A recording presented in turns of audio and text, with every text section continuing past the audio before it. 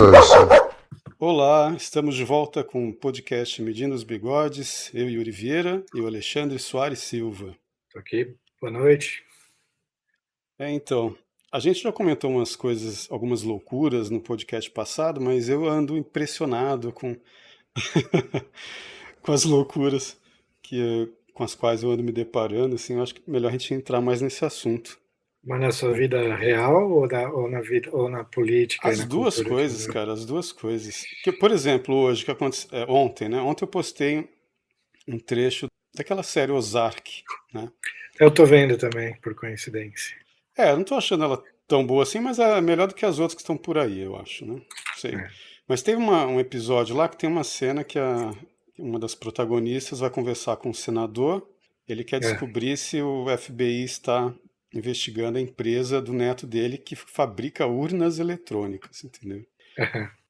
Peraí, que temporada é essa? Quarta. Ah, tá. Cuidado só com os spoilers aí. Não, mas é só esse detalhezinho que é interessante. Aí eu sei que ele diz que é por causa das ações, né? Que o filho dele comprou ações da empresa do neto dele, né? O senador diz, né? Então ela tá achando que a investigação é essa, ela vai olhar no FBI e não tem nada, nenhuma investigação a esse respeito, nada sobre. Aí ele fica todo aliviado, mas ela fala: você estava preocupado demais com uma coisa dessas que não tem nada a ver com o FBI e tal. Aí ele confessa o que lá para ela? Que, na verdade, o neto dele desenvolveu um software que torna a urna inauditável, entendeu? E aí depois ela comenta com o cara: nossa, ele vai manipular as eleições, entendeu? Ou seja, eu postei esse trecho no Twitter e o Twitter censurou, entendeu? Eu não falei das eleições brasileiras. Mas estava em inglês, não é? Será que não censurou? Não, tava Como é que é o com Twitter legenda e brasileiro, tudo. né? Não, mas assim, mas é uma cena de uma série de ficção, Sei, mas não entendeu? pode. Então assim, está proibido imaginar, entendeu? Isso tá parecendo, eu acho que aquele livro que mostrei, do Grande Livro do Maravilhoso do Fantástico, tem uma história dessa, que um cara, durante o regime nazista na Alemanha, foi dormir, estava sonhando, de repente apareceram uns caras para ele, sempre aquela história, né, os homens de preto, né? Nossa, cara, o que você tá mexendo? Eu tô fazendo maior barulheiro aqui. Peraí, tabaco. Então, aí ele estava sonhando, aí apareceram uns caras de preto falando para ele que era proibido sonhar, entendeu? Não sei se ele era um escritor, ele escreveu isso, né? Que aconteceu durante o regime nazista. Então, assim, está proibido imaginar, entendeu? Você posta uma cena de uma série de ficção só porque lida com essa questão que para eles é sagrada, né? É inviolável e tal. Fui calado, entendeu? Fui censurado. No futuro vai ser assim, a pessoa vai pensar um negócio e vai aparecer no pensamento da pessoa um aviso: este pensamento contém desinformações. Ou então vai aparecer você tem certeza que quer continuar com esse pensamento? Especialistas dizem que a verdade é o tal. Vai ter fact-check de pensamentos. Você vai pensar um negócio, vai aparecer um fact-check do pensamento. É por aí, cara. Tá louco. É o chip do Elon Musk, né? Daqui a pouco a gente chega nisso. E que eu estava comentando com você, eu fui a uma festa aí na sexta-feira de um amigo meu advogado, mas ele já era meu amigo antes de ser meu advogado, né? E, cara, eu fui conversar com a esposa de um amigo meu, que eu não via há muito tempo, nem ele nem ela, né?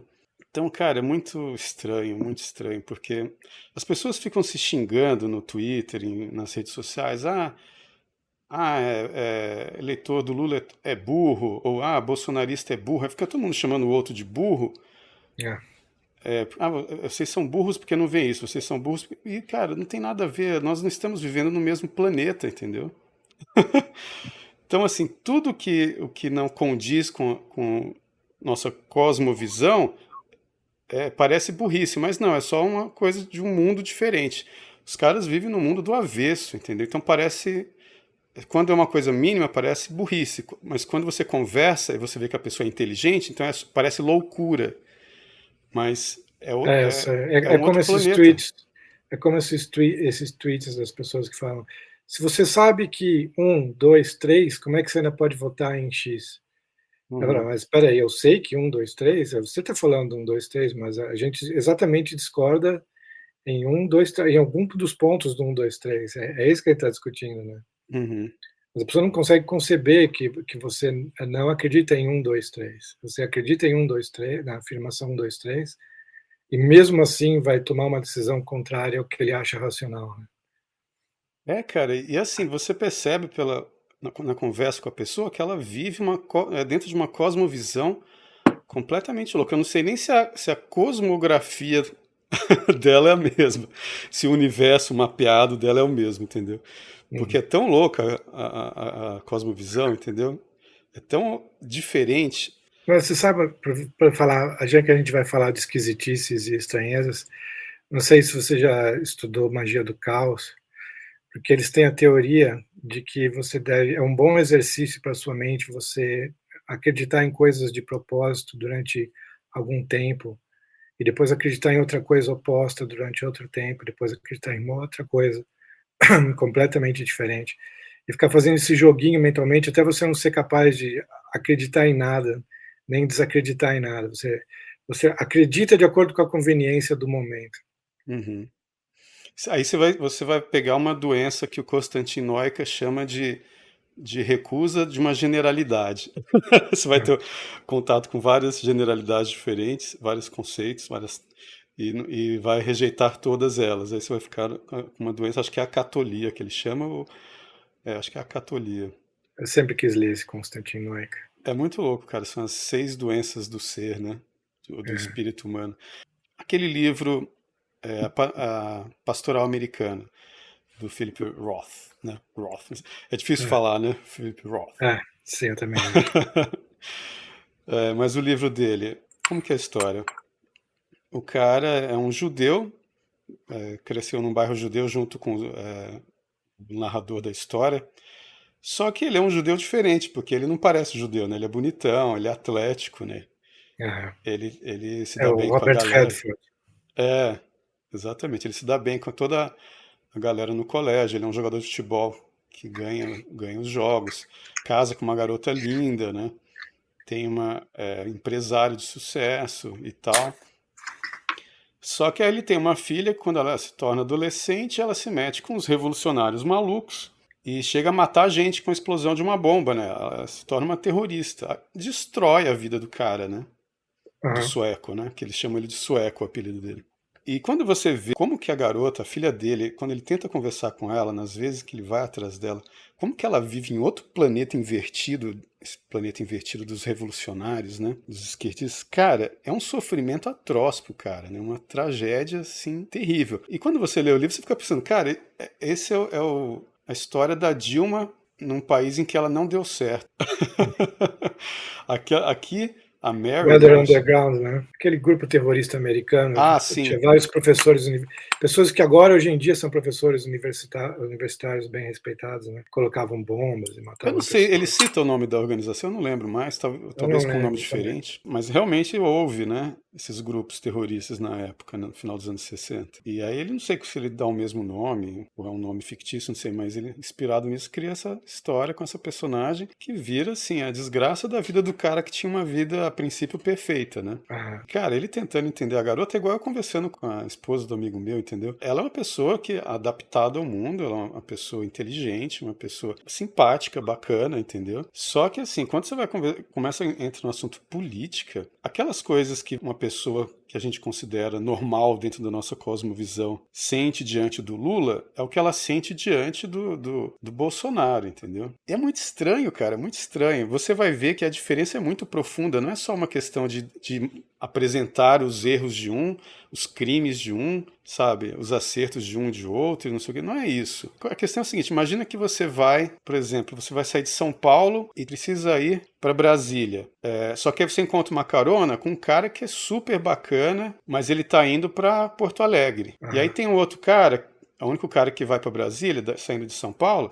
Ah, é um tio do pavê, fala um monte de merda, ele tá cheio das coisas, mas ele tá indo pra Brasília, então você vai pra Brasília com ele, então você quer ir pra Brasília, ah. entendeu? É assim, Ele foda-se. vai, ele se perde um pouco no caminho, tá, mas está indo na direção geral, está tentando ir na direção geral de Ele tá Brasília. dentro do sentido do seu mundo ali, entendeu? Mas as pessoas têm as coisas viradas do avesso, cara, é muito bizarro. Aí que eu tava pensando, esses livros em que tem essas, gente, pessoas piradas, assim, politicamente falando, né, também.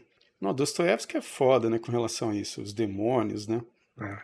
Tem um personagem que se mata porque não aguenta a felicidade. Em qual livro você fala? Nesse Eu mesmo? acho que é nos Demônios, eu li há muito tempo atrás. Eu não lembro disso, cara.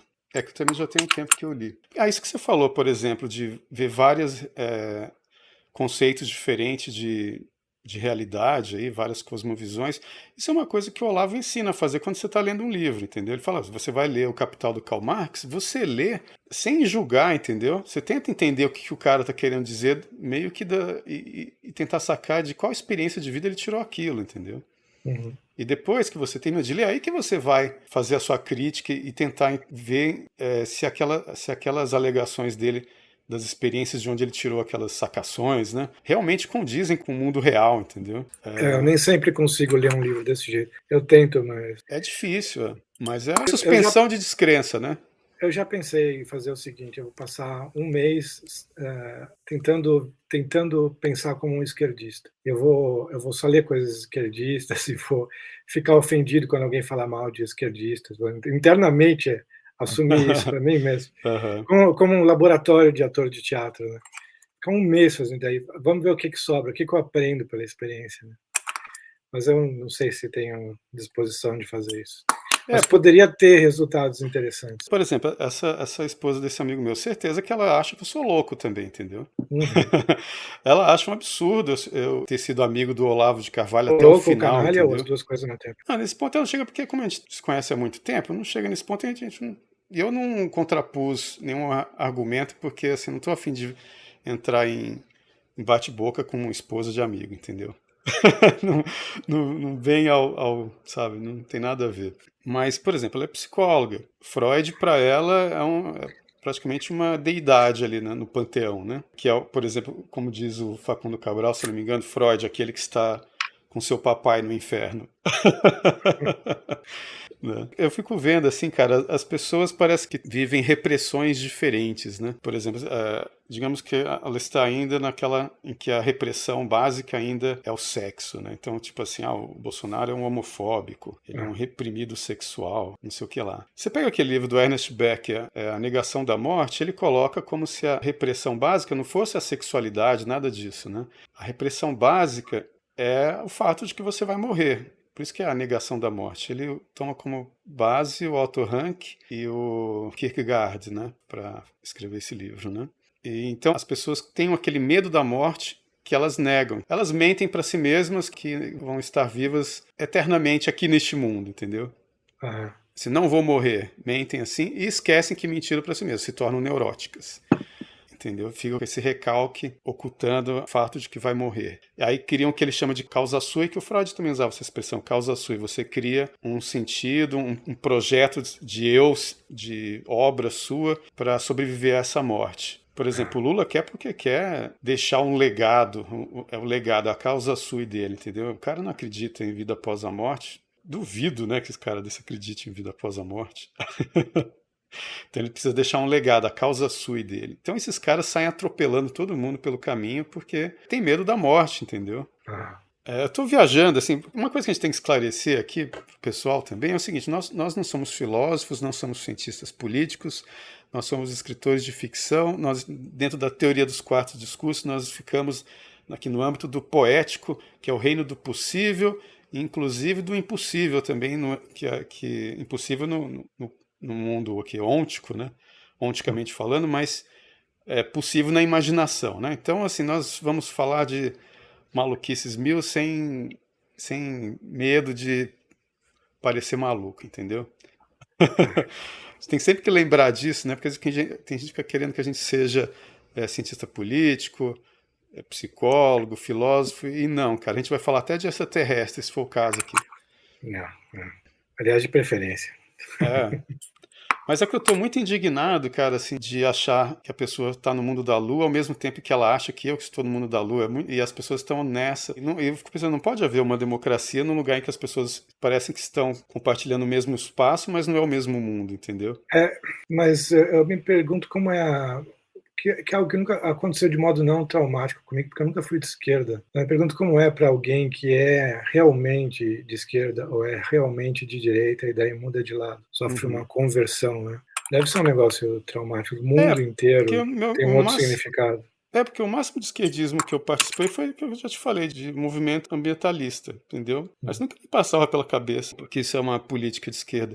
Política de esquerda porque exige um Estado maior para proteger a natureza e começa a atrapalhar a vida do indivíduo, né? É um saco, né? Mas era uma causa de direita que a direita abandonou, né? E que eu acho que a direita está pegando de volta, porque a esquerda também vai começar a abandonar. A esquerda está Contanto que não abandonando todas seja... as causas em prol dos transexuais. O transexual é o assunto do jur. Sim, mas contanto que deixe esse negócio do ambientalismo para o âmbito do indivíduo, entendeu? Da responsabilidade individual, sem esse negócio de ficar o Estado enchendo o saco, proibindo as coisas, que nossa, cara, é um É que inferno. deve haver maneiras sensatas, né, Ah, de você ser um ecologista. E você não consegue deixar nas mãos da esquerda nada para eles fazerem de modo sensato, né?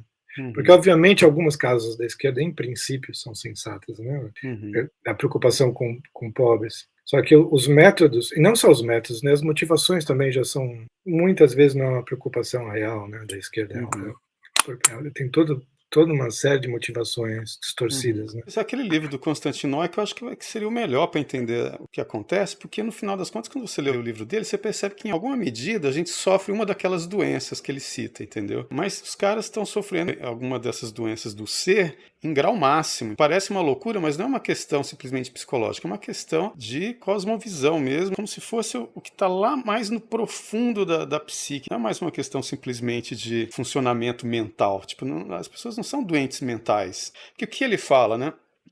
O Constantino Noika fala, digamos assim, as doenças têm a ver com carência ou com recusa. Carência ou recusa de quê? Da individualidade, ou da generalidade, ou das determinações. Generalidade é o quê? É quando você recusa, por exemplo, alguma ordem geral, alguma regra geral, alguma lei geral, alguma cosmovisão. Se recusa ou sente carência dela, né? Ou você recusa ou nega a sua individualidade, né? Ou você recusa e nega as determinações, ou seja, a sua ação no mundo, as suas responsabilidades no mundo, entendeu? Tem gente que tem carência de responsabilidade, carência de ação no mundo, ou então recusa, não quer ter, entendeu? Então existem pessoas que estão muito bem resolvidas como indivíduos, acredita, por exemplo, em alguma cosmovisão aí que pode ser marxista, pode ser cristã, mas não quer fazer nada, entendeu? Aham. Nega as determinações. Então ele cria 6 doenças usando essas coisas. Então você percebe assim que tem um pessoal que eles têm assim muito forte um tipo de generalidade que é essa maluquice que criaram hoje aí, revolucionária. Só que eles têm uma carência ou recusa da individualidade, entendeu? Aham. Ou muitos desses que ficam só na internet fazendo revolução sentado no sofá, né? Eles têm uma recusa ou carência de determinações, entendeu? E só fica enchendo o saco de todo mundo com a generalidade que pulula na cabeça dele, que são essas maluquices. Então, assim, aí você vai ver ali, ele usa vários personagens tanto da ficção quanto da realidade, para falar dessas doenças do ser, né? E é uma coisa que ele faz muito a sério, como que brincando de pensar, né, o livro, mais ou menos, porque é uma coisa que nenhum médico jamais vai usar isso para... Porque não existe remédio, entendeu? Não existe um remédio para a coisa, existe uma compreensão da situação que você está. O remédio não seria você se isolar um pouco, abandonar um pouco a política durante 1 ou 2 anos, viver a sua vida particular? Para algumas doenças, sim, Para algumas dessas que tem a ver com a generalidade, né? Com a coisa do geral. E principalmente para quem tem ausência de determinações, não está fazendo porra nenhuma da vida, né? Tipo assim, para de ficar na generalidade aí. Põe o pé no chão, entendeu? Nesse lado, sim. Aí ele dá uns nomes muito... Todetite, né? Catolia. Uns nomes malucos. Oretite. Sei lá, uns nomes doidos assim, né? Eu vou ler porque eu acho que eu vou acabar me reconhecendo em algumas dessas coisas. Eu me reconheci numa época que tinha a ver com ausência de determinações, porque assim foi uma fase que eu comecei a perder muito trabalho com essas coisas da política, entendeu? Todo mundo vendo o meu pensamento e comecei a parar de ter trabalho, principalmente com direção que eu gostava. Cara, quando você gosta de dirigir audiovisual, né? Dirigir, é muito bom e você sente aquela carência de estar mandando alguém, de estar falando ação, corta, é muito bom. Esse trabalho, putz, cara, eu fiquei sofrendo, acho que era oretite, não sei como é que chama. Eu tenho um livro ali, depois eu vejo isso. Mas enfim, mas aí a gente vê esses caras, por exemplo, o cara do Taxi Driver, O cara é um cara que ele tem lá, ele tem as determinações dele, ele trabalha, ganha a vida dele, ele tá meio tentando encontrar uma generalidade para dirigir a individualidade dele, entendeu? Uhum. E tá louco ali no meio, porque ele não encontra uma razão assim mais geral para encaixar a vida individual dele, entendeu? Isso é uma doença do ser que ele tem, não é um doente mental, entendeu? Entendi. O cara tá isolado ali. Eu esqueci o nome dele no Taxi Driver. Travis Bickle. É, o Travis. Cara, eu no meu caderno do colégio eu tinha uma foto dele, porque quando eu fiz o último Você ano se do colégio eu era identificava? punk, né? Ele tinha Ah, é? fez aquela crista, né? Eu tinha um jaco, né? Como chama? A gandola do exército também. Eu acho engraçado que para alguém que não tem absolutamente nenhuma cultura, né? Ele não é visto nenhuma vez vendo um filme que não seja um pornô sueco científico horrível, lendo um livro nem nada. Alguém que não tem nenhuma cultura, ele cria para si mesmo uma ideologia de cavaleiro andante, né? Ele cria cavalaria na cabeça dele, né? É. Mas primeiro ele quase se transforma num assassino de candidato à presidência, né? É, é. É a presidência ou é governador? Nem lembro mais. Acho que é uma coisa menor, prefeito ou algo assim. É, né? Eu não lembro. Ele quase virou um assassino de político para depois se tornar, como você está falando, um Don Quixote de La Mancha mais violento, né? É. Porque ele estava procurando uma generalidade para dirigir a individualidade dele, entendeu? Determinações Uhum, ele tem, ele trabalha como taxista, entendeu? uhum. Tipo assim, ele não está simplesmente na oficina do capeta, sem fazer nada, entendeu? Ele está trabalhando. Então, assim, determinações ele tem. Mas o que eu estava lembrando é daquele outro livro, que eu nunca gosto de falar o nome do personagem, porque depois eu vou confundir com o da Montanha Mágica, que é HC também. Os Castor, É, então, mas é o do livro do Salinger, do Apanhador no Campo de Centeio. Colin Caulfield. É, então, o Caulfield. É HC também, né? Toda vez que eu falo desses dois livros ao mesmo tempo, eu começo a misturar os nomes. Tô pensando Mas em quais outros Castor, livros tem personagens com personagem HC. tem mais? Não que eu lembre, só consegui pensar na Hillary Clinton, mas eu não lembro de nenhum livro. Eu quase falei Herman Heller, não, é. Eu esqueci, mas o Herman Hesse no Lobo da Steppe, eu acho que ele bota um nome parecido com o dele, né? É. Eu não lembro qual que é, mas eu acho que é Heller mesmo, não sei. Mas enfim, o Caulfield é um cara meio taxi driver, só que ele é um adolescente, mas ele não tem determinações, que ele larga o colégio, né?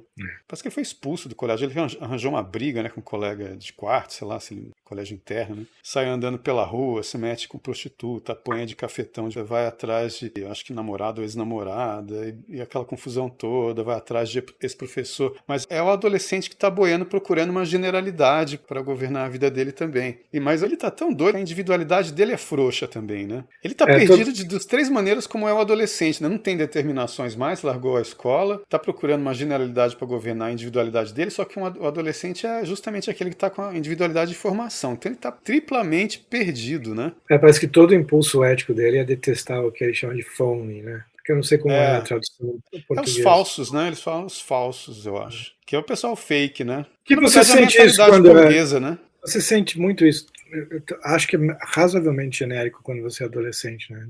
Apesar de adolescente ser super phony, né? Mas você sente raiva quando você percebe isso na adolescência. Uhum. E depois deixa de ser tão... É como criança reclamando que alguma coisa não é justa ou que você mentiu. É uma sensibilidade mórbida a algum defeito, porque eles acabaram de descobrir que existe aquele defeito. É como se eles sentissem assim que o mundo adulto fosse um teatro, né? Que todo mundo é hipócrita, é fake, tá mentindo, é phony, né? Como você falou. E eles não querem se encaixar nisso. Tipo, ele é isso, ele não quer fazer parte disso. Inclusive, aquela história, o apanhador do campo de centeio, o que é, né? Ele imagina, não sei lá, porque um campo de centeio tem um precipício no final dele e as crianças estão brincando no campo de centeio. Aí ele quer ser o Don Quixote da história, que vai ficar ali na beira do precipício, salvando as crianças, o apanhador no campo de centeio, apanhar as crianças antes que elas caiam no abismo.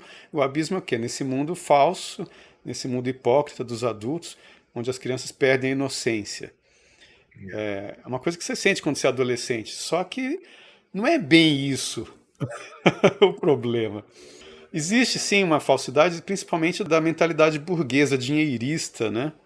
Que nega a generalidade maior. Por isso que eu falo dessa maluquice que eu fico conversando com esse pessoal de esquerda, quando tá... Isso é o seu gato, cara? Eu sei que naquela tem comida, tem bebida. Eu quase me senti o personagem da tabacaria agora. Como é que é? O dono da tabacaria gritou, oh, não sei o quê, e aí toda a realidade reconstruiu-se-me sem ideal nem esperança. Você lembra Nossa, disso? Que ele não. tá lá tendo uma crise metafísica e de repente ouve o dono da tabacaria a cumprimentar não sei quem, e aí toda a realidade plausível de repente caiu em cima dele, né? É, é. Mas quando você lê O Apanhador no Campo de Centeio, pelo menos a minha experiência foi essa. Durante alguns dias você volta a ficar super sensível à phoniness, à falsidade dos outros, inclusive em si mesmo. É. Porque é um fato e é muito presente a falsidade de todo mundo. Só que quando você é adulto, você meio que aceita isso. Uhum. Ok, você também é um pouco falso. De vez em quando é meio inevitável, de vez em quando é até melhor ser falso. O Mark Chapman matou o John Lennon por causa disso, né? Pois é, ele tava com esse livro, né? Então, mas a ideia por trás que eu li em algum lugar é que ele achava o John Lennon, ele tinha acabado de ver algumas entrevistas do John Lennon falando de artes e mansões e tal. E ele achava que o John Lennon tinha se vendido, portanto ele era um phony. Ele Daí ele foi caiu lá, do precipício do campo de centeio ali, né? em vez de Perdeu a querer inocência. em vez de querer segurar o John Lennon antes do John Lennon cair no precipício, É, ele queria dar um tiro no John Lennon, o é. atirador, né?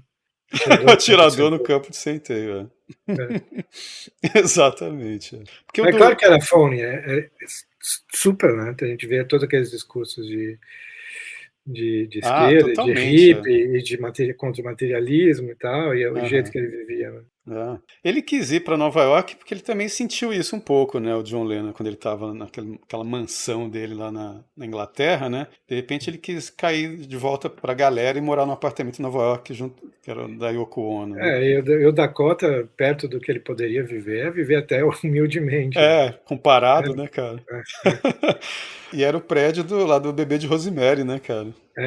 eu adoro aquele Então prédio. a gente pode. Será que todos os apartamentos são do mesmo tamanho? A gente pode imaginar que o Não, apartamento do John Lennon. Não? Não não, era não. daquele tamanho, né? Eu já vi plantas, até a Diane Keaton parece ter um apartamento lá, daí tinha uma matéria, dava para ver as plantas de várias pessoas famosas que vivem lá. E daí tem de tudo, tem um apartamento pequeno e tem um apartamento grande. Entendi. Claro que mesmo os pequenos hoje em dia são super caros.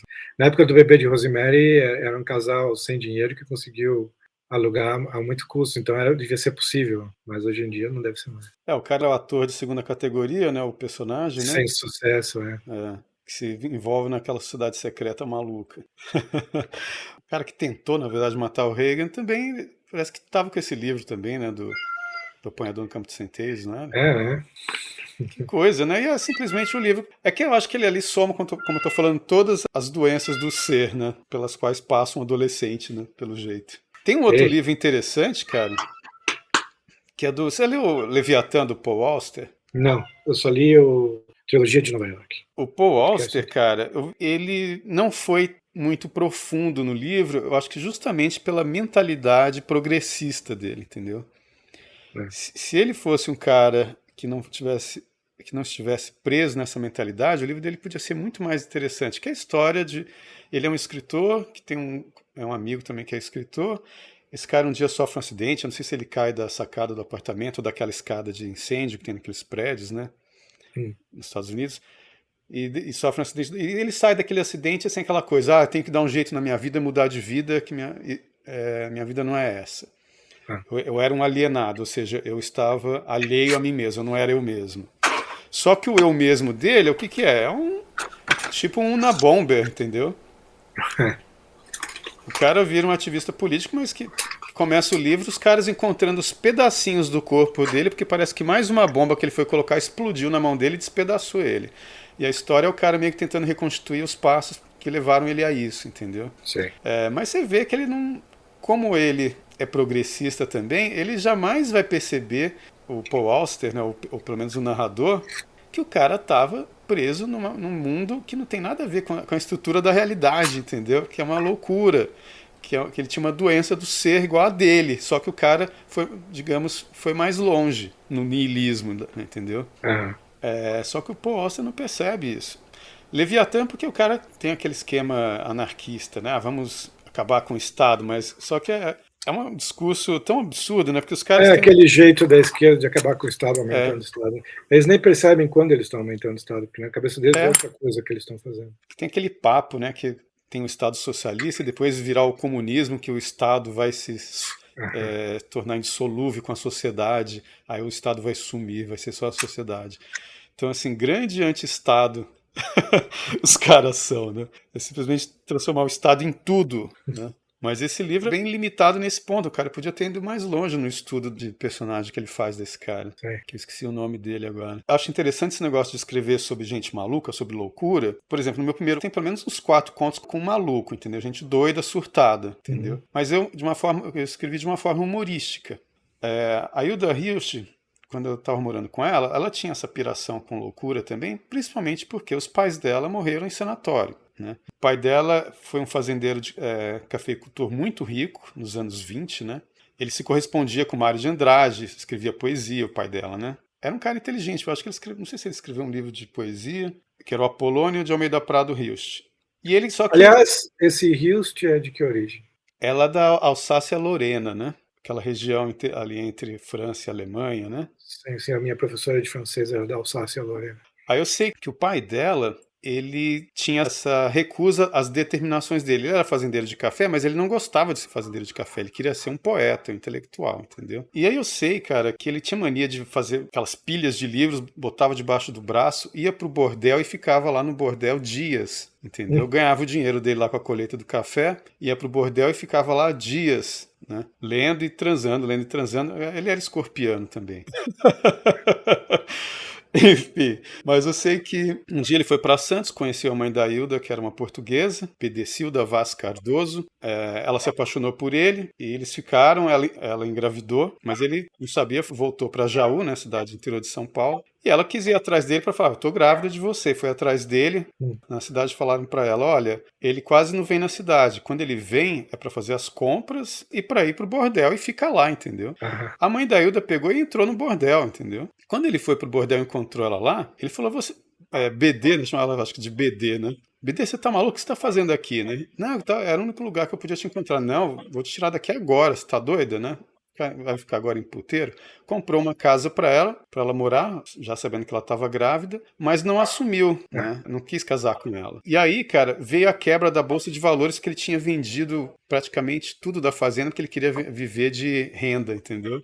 Investiu na bolsa de Nova York, a bolsa caiu, quebrou, ele perdeu tudo, cara. E aí ele teve um surto, ficou louco, esquizofrênico total e nunca mais se recuperou. Quando a Hilda foi vê-lo novamente, ela tinha 16 anos e ele confundiu ela com a mãe, achava que ela era a mãe dela. Pedia pra ela, Hilda, só mais uma noite de amor. Hilda, né? Obedecilda, só mais uma noite de amor, confundindo a Hilda com a mãe dela, né? E a Hilda ficava chocada com aquilo. A casa em que a Hilda morava ficava num terreno doado pela mãe que fez parte da fazenda da mãe dela. Só que a fazenda da mãe dela não era a fazenda do pai dela, é uma fazenda que a mãe dela ganhou de um amante. Que a mãe dela se tornou amante de cara rico, entendeu? Quando a mãe dela estava mais velha, se tornou muito religiosa e não conseguiu, assim, digamos, pedir perdão pelos pecados e se perdoar, entendeu? Ela ficou doida achando que ia pro inferno porque tinha sido amante do cara e começou a pirar com essa questão que ia pro inferno e blá blá blá. Pronto, ficou maluca também, foi parar em sanatório. Agora, os textos que a Hilda escreve com histórias de gente pirando, por exemplo, você pega Cadós, por exemplo, do livro Ficções, até mesmo a Obscena Senhora D, né? Está sendo tecido, principalmente Cadós. Você vê que a Hilda tinha uma maneira de mostrar loucura pelo fluxo de pensamento da pessoa, pelo o que está passando na cabeça dela, entendeu? Eu acho isso muito interessante, as pessoas gostam e tal, porque ela era muito influenciada pelo James Joyce, né? Mas os meus personagens malucos, eles são malucos pelas ações deles. eu vou mais pelo discurso indireto livre, entendeu? Eu não faço muito fluxo de pensamento. Você não entra muito nos pensamentos dele. Eu já escrevi contos, eu tenho um conto, né? Só que quando você começa a escrever os pensamentos do cara maluco, você fica muito preso dentro daquilo e você vai ver que as ações do personagem vão ser muito limitadas, entendeu? A não ser que você escreva um livro do tamanho do James Joyce mesmo. Mas existem malucos que cometem coisas grandes e uma atrás da outra, entendeu? Eu acho que até a diferença, igual eu estava falando do Leonardo Sachs, falando de meninos e meninas, a Hilda desenhava loucura com detalhezinhos, né? A menina desenhando. E eu, quando o negócio, eu faço ação, né? O cara tomando as atitudes malucas, cometendo atos loucos. Quando os meninos desenham, segundo o Leonardo Sachs, eles desenham os personagens em movimento, em ação, né? É uma diferença mais ou menos por aí. que eu acho que é meio cansativo. Por exemplo, K2, a Hilda falava, nem eu entendo o que esse cara está querendo dizer, entendeu? Que é um interessante porque a função da poética é isso mesmo, não é compreender nada, é você expor uma intuição, uma impressão, né? Sim. Você Que, parece que compreendeu alguma coisa, se você mesmo não compreendeu alguma coisa. Né? eu acho que a melhor maneira de você escrever alguma coisa é uma que nem você entende mesmo, entendeu? Você escreve uma história tão foda que você mesmo fica lendo, nossa, esse foi foda.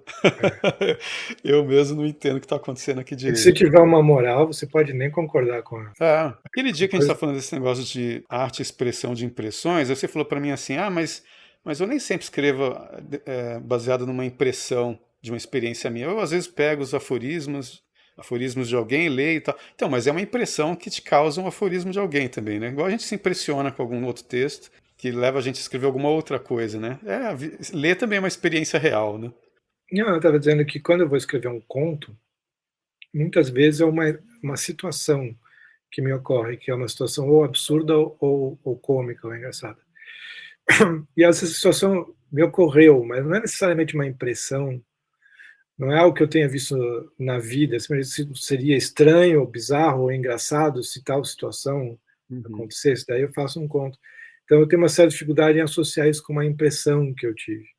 Mas pode uhum. ser falta de autoanálise ou de análise do processo Entendi. que me fez pensar na situação, não sei, mas Mas não é me parece engraçado. ser uma impressão. Essa questão das impressões, as pessoas vivem, às vezes, numa cosmovisão doida, porque ela vai criando realmente uma ficção dentro da cabeça delas, do mundo em que ela vive. Cara, você assistiu o filme Os Miseráveis, de 1995? Cara, assistiu Não, esse filme? É do Claude Lelouch. não vi. Acho que ele tem o Jean-Paul Belmondo, né? É que eles atualizaram, eles trouxeram a história dos Miseráveis para o século XX, só que para a Mas época da Segunda Guerra Mundial. não é um pouco absurdo o Jean Valjean ser preso por roubar um pão no século XX? É meio forçado no século Não, então, XIX. eles alteraram a história, entendeu? Mas digamos assim, que a estrutura é parecida, não os detalhes. Mas é que É. tem só um caso que acontece ali, que eu não sei, que eu nem lembro se isso é só do filme ou se isso tem no livro, mas enfim, que é a história de um judeu, cara, uma família judia, um cara rico, e ele tá fugindo, os alemães entrando na França, ele tá fugindo, tentando chegar na Suíça, né? Com a esposa, e ele manda ela correndo na frente com o filho, e eles conseguem atravessar. E quando ele vai, os caras começam a atirar nele, e ele volta para trás e fica sozinho, né? E aí que ele se esconde na fazenda. Acho que os fazendeiros encontram ele ferido, uma coisa assim, né? Tratam dos ferimentos dele e escondem ele no porão da fazenda, né? Uhum. E o pessoal tá sendo gente boa com ele, entendeu? Só que quando ele fala assim, não, vocês estão sendo bons para mim, eu preciso ajudar vocês também. Eu tenho muito dinheiro, tá num banco na Suíça, entendeu? Eu dou para vocês o número da conta, vocês vão lá, retiram o dinheiro, vocês podem ir vivendo aqui numa boa sem se preocupar enquanto vocês estiverem cuidando de mim. O cara quer meio que pagar o favor que ele tá recebendo, entendeu? É, Só que aí os fazendeiros crescem o olho. Porque chegou lá, o cara tem muita grana no banco, entendeu? Deu um cheque para eles descontarem, né? Mas ele tem muito mais dinheiro do que isso. Então, o que acontece? Cara, chega uma hora que eles começam a mentir para ele. Quando chega o dia D, eles invertem tudo, falam para ele que os alemães estão caindo de paraquedas nos Estados Unidos, entendeu? é, Eles começam a criar uma realidade virtual para ele. Ele vai ficando impressionado com essas informações. E ele vai vivendo dentro de um outro mundo, dentro do é. porão. Quando explodem a bomba atômica em Hiroshima, eles contam para ele que a bomba foi explodir. Os alemães ou os japoneses explodiram a bomba em Nova York, entendeu? Uhum. E uma hora o fazendeiro fala para ele: olha, você deve ser o último judeu do mundo inteiro. Imagina o estado de espírito desse cara, bicho, É. entendeu? Parecido com o do japonês que ficou nasceu É, quantos anos? 10 anos? e é mais ou menos como o do meu conto, do cara que ficou no esgoto do minhocão da UNB 20 anos achando que tá tendo ditadura militar ainda, entendeu? Só que não É, tinha ninguém levando informação para ele e enganando ele de propósito no meu conto. Mas esses são os caras, no filme, os caras enganam ele para ficar com a grana dele. Ele sempre dando cheque para os caras descontarem na Suíça e enrolando ele até o fim. Até que uma hora, não sei qual deles se arrepende, o casal brigam com um outro, acaba um matando o outro, entendeu? E ele fica é, lá passando fome, porque ninguém aparece mais para dar comida para ele. Ele resolve sair do porão. aham, Encontra os dois mortos, entendeu? o casal, e sai andando, mas ele sai andando, tá todo mundo super feliz, vivendo numa boa. A guerra já acabou faz tempo, entendeu? Ele não sabia, entendeu? Tem muita gente, todo o audiovisual brasileiro está nessa situação ainda. Né? Sabe, a pessoa vive numa realidade virtual muito louca, interpreta tudo porque vai recebendo informações tresloucadas, entendeu? E acredita e confia nelas. Não é quase inevitável você passar por isso, seja lá de que lado ideológico você esteja? Sim, também é. Por isso que você tem que ficar com o seu lado dialético muito afiado, né? Que é a dialética que vai chocar as informações que está recebendo para ver o que, que como se diz, porque tem o possível, o verossímil e tem o provável, para ver o que é mais provável de estar acontecendo, né? É. Mas, caramba, cara, é como Otelo, né? Otelo é muito foda. O Iago vai lá criando uma realidade virtual pro Otelo, né? A sua mulher te trai, põe um lencinho na cama de outro cara, ou sei lá como é que é a história. Faz ele acreditar que a Desdémona tá traindo ele vai ficando cada vez mais furioso, mais louco, né? Mais ciumento, e a garota é maior inocente, entendeu? Super fiel ao marido. O casal de fazendeiros era um Iago desse judeu, entendeu? Então, me passou pela cabeça um universo paralelo em que Otelo a, a, a dúvida das pessoas é se a Desdémona traiu ou não traiu. A maldição da Capitu. Uhum. Não, mas você vê muito claramente assim o Iago armando todo o esquema. Mó filha da Tem mãe. uma boa tradição de filmes e livros e romances e contos de paranoia, né? Que por algum motivo dá prazer de Tem. ver. Eu não entendo muito bem porquê, mas tipo os três filmes do Polanski, que são chamados a trilogia do apartamento, né? A gente falou do Bebê de Rosemary, tem o Inquilino e o Repulsa ao Sexo. Uhum. São todos, Bebê de Rosemary um pouco menos, mas também, mas são todas pessoas trancadas num apartamento e ficando paranoicas, você não sabe se é paranoia o que está acontecendo ou não. O Bebê de Rosemary, por mais que se diga que pode ser paranoia, claramente não era paranoia, né? Mas, enfim. Uhum. Mas nos outros dois casos você não sabe se é paranoia ou se alguma coisa estranha está acontecendo de verdade. Uhum. E entrar nesse clima junto com o personagem paranoico dá um certo prazer que é estranho de justificar e explicar. Né? Uhum. É um turismo na loucura. Não, esse Bebê de Rosemary é engraçado que no final das contas é igual aquele livro do Lovecraft, caso do Dexter Ward, que chama? Charles Dexter Ward. Charles Dexter Ward, que ele vai criando aquela paranoia no cara, você fica o livro inteiro sem saber se ele tá paranoico ou se é verdade aquilo. No final descobre que é verdade. É igual o Bebê de Rosemary, entendeu? Mas as pessoas ainda gostam de interpretar o Bebê de Rosemary como se fosse possível tudo ser uma. O próprio Polanski fala isso em entrevista, né, que pode ser possível. Hein? Não pode ser possível ser paranoia só dela. A gente está vendo as coisas acontecendo. Naquele mundo do filme acontece. Né? Tá lá o nenenzinho bode, né? Pois é. Né? Ela fez igual o Lula ao contrário, né? Ela errou a ordem das coisas, né? Não foi com uma cabrita igual ele, foi com um bode mesmo. Né? Teve um filho com cara de bode. Foda. Cara, você leu o Orlá do Guy de Maupassant? Eu tenho um livro aqui do. Deixa eu pegar aqui do Maupassant, que a tradução, se não me engano, é do Mário Quintana, cara. Ele tá todo detonado já, caindo aos pedaços. Eu tenho essa tradução de uma edição mais nova, dos anos Mário 90. Quintana mesmo. Não sei se dá pra ver aqui. O Orlá, você lembra desse conto, cara? São criaturas invisíveis, né? Já é uma coisa de extraterrestre, né? Porque ele fala que E vem de outro começa mundo, né? vem no Brasil, né? Chega no navio do Brasil. É. Mas ele comenta que vem do espaço, né? Parece, né? Mas chega na França pelo Brasil, tinha que ser, né? Deve ser tipo o ET Bilu, né? Só que invisível. E o Mas é cara ficando engraçado, paranoico. o, o Lovecraft fala, ele tem aquele livro sobre horror, né? Que é o horror na literatura sobrenatural, né? O horror sobrenatural na literatura. Diz que os franceses não são muito bons, a mentalidade francesa não vai para o sobrenatural facilmente. O horror francês é o horror físico, depois tem o Grand Guignol, é a tortura, a violência, a loucura. Às vezes não vão para o sobrenatural naturalmente, né? Uhum, Segundo Lovecraft. Mas uhum. tem exceções, tipo esse caso lá. Né? Tem Porque algumas ele pessoas fala. que vão para o lado da bruxaria e da lobisomens, tem histórias, vários escritores de histórias de lobisomem. Né? Uhum.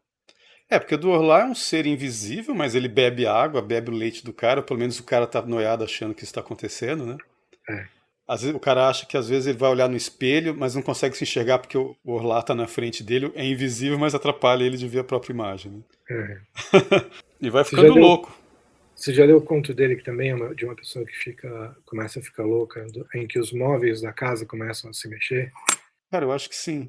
os móveis ficam dançando. É sempre como você está falando, uma coisa física também, né? É uma manifestação física também. De modo geral, os franceses são assim, né? É. Tanto que você não tem um Tolkien, um Tolkien em francês, né? Os franceses parecem mais apegados ao mundo real, né? E você acha que esse pessoal da.